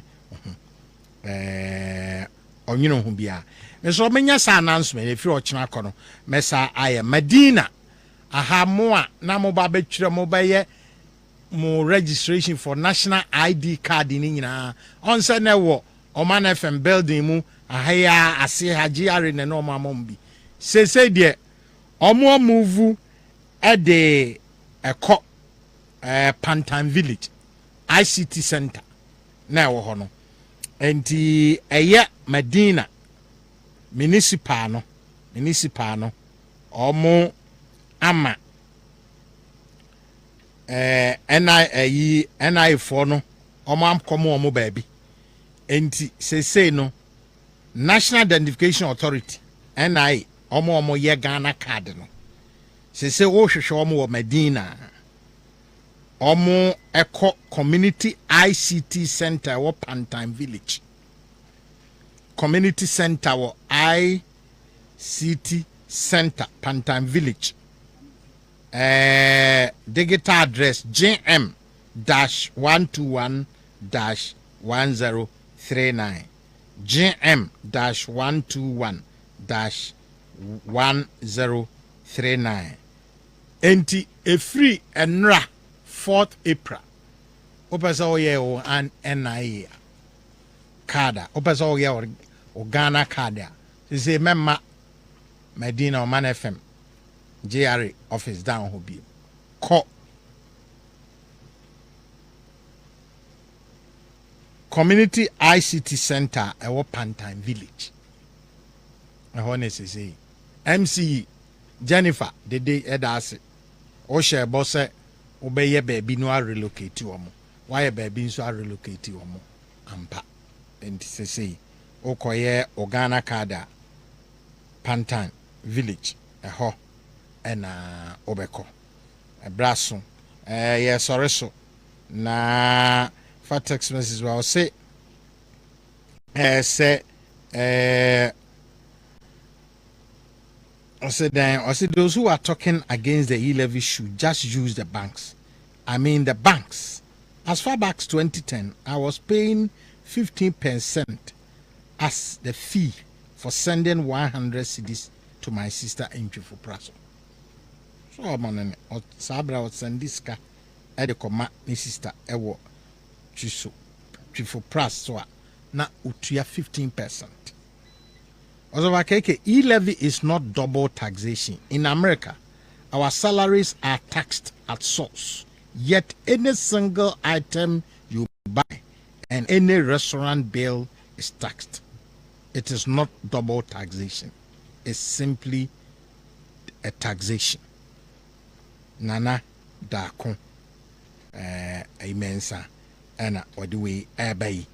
Ati for Hana Brenti de nina besi e de aseda my proud sponsor de sponsor so ama ati for nyina na production team of Sabarema and then crop for Afe Barnabas any mashe technical production no so Alex Boa mo Kaken so ebabe boy wo awie me din de kwabna kwache e be sorry so nyame ya dum ochira no paye ne national agenda team no be shia akra mo nyina Jack, You know, my boss owns a fleet of commercial cars and he drives only brand new vehicles. Latest. Before he hired me, this is what he said. Krachi, my vehicles are my investment. It is a winning, now winning, and you buy any fuel apart from Goil. Waboka, sign this undertaking. But he was right? Yes, and he's right. Goil stocks only higher grade fuels, further enriched with XP3, multifunctional enhancer, more efficient, eco-friendly, and at no extra cost. Available at every Goil station at Jibedia. Goil Super XP Ron 95 and Diesel XP.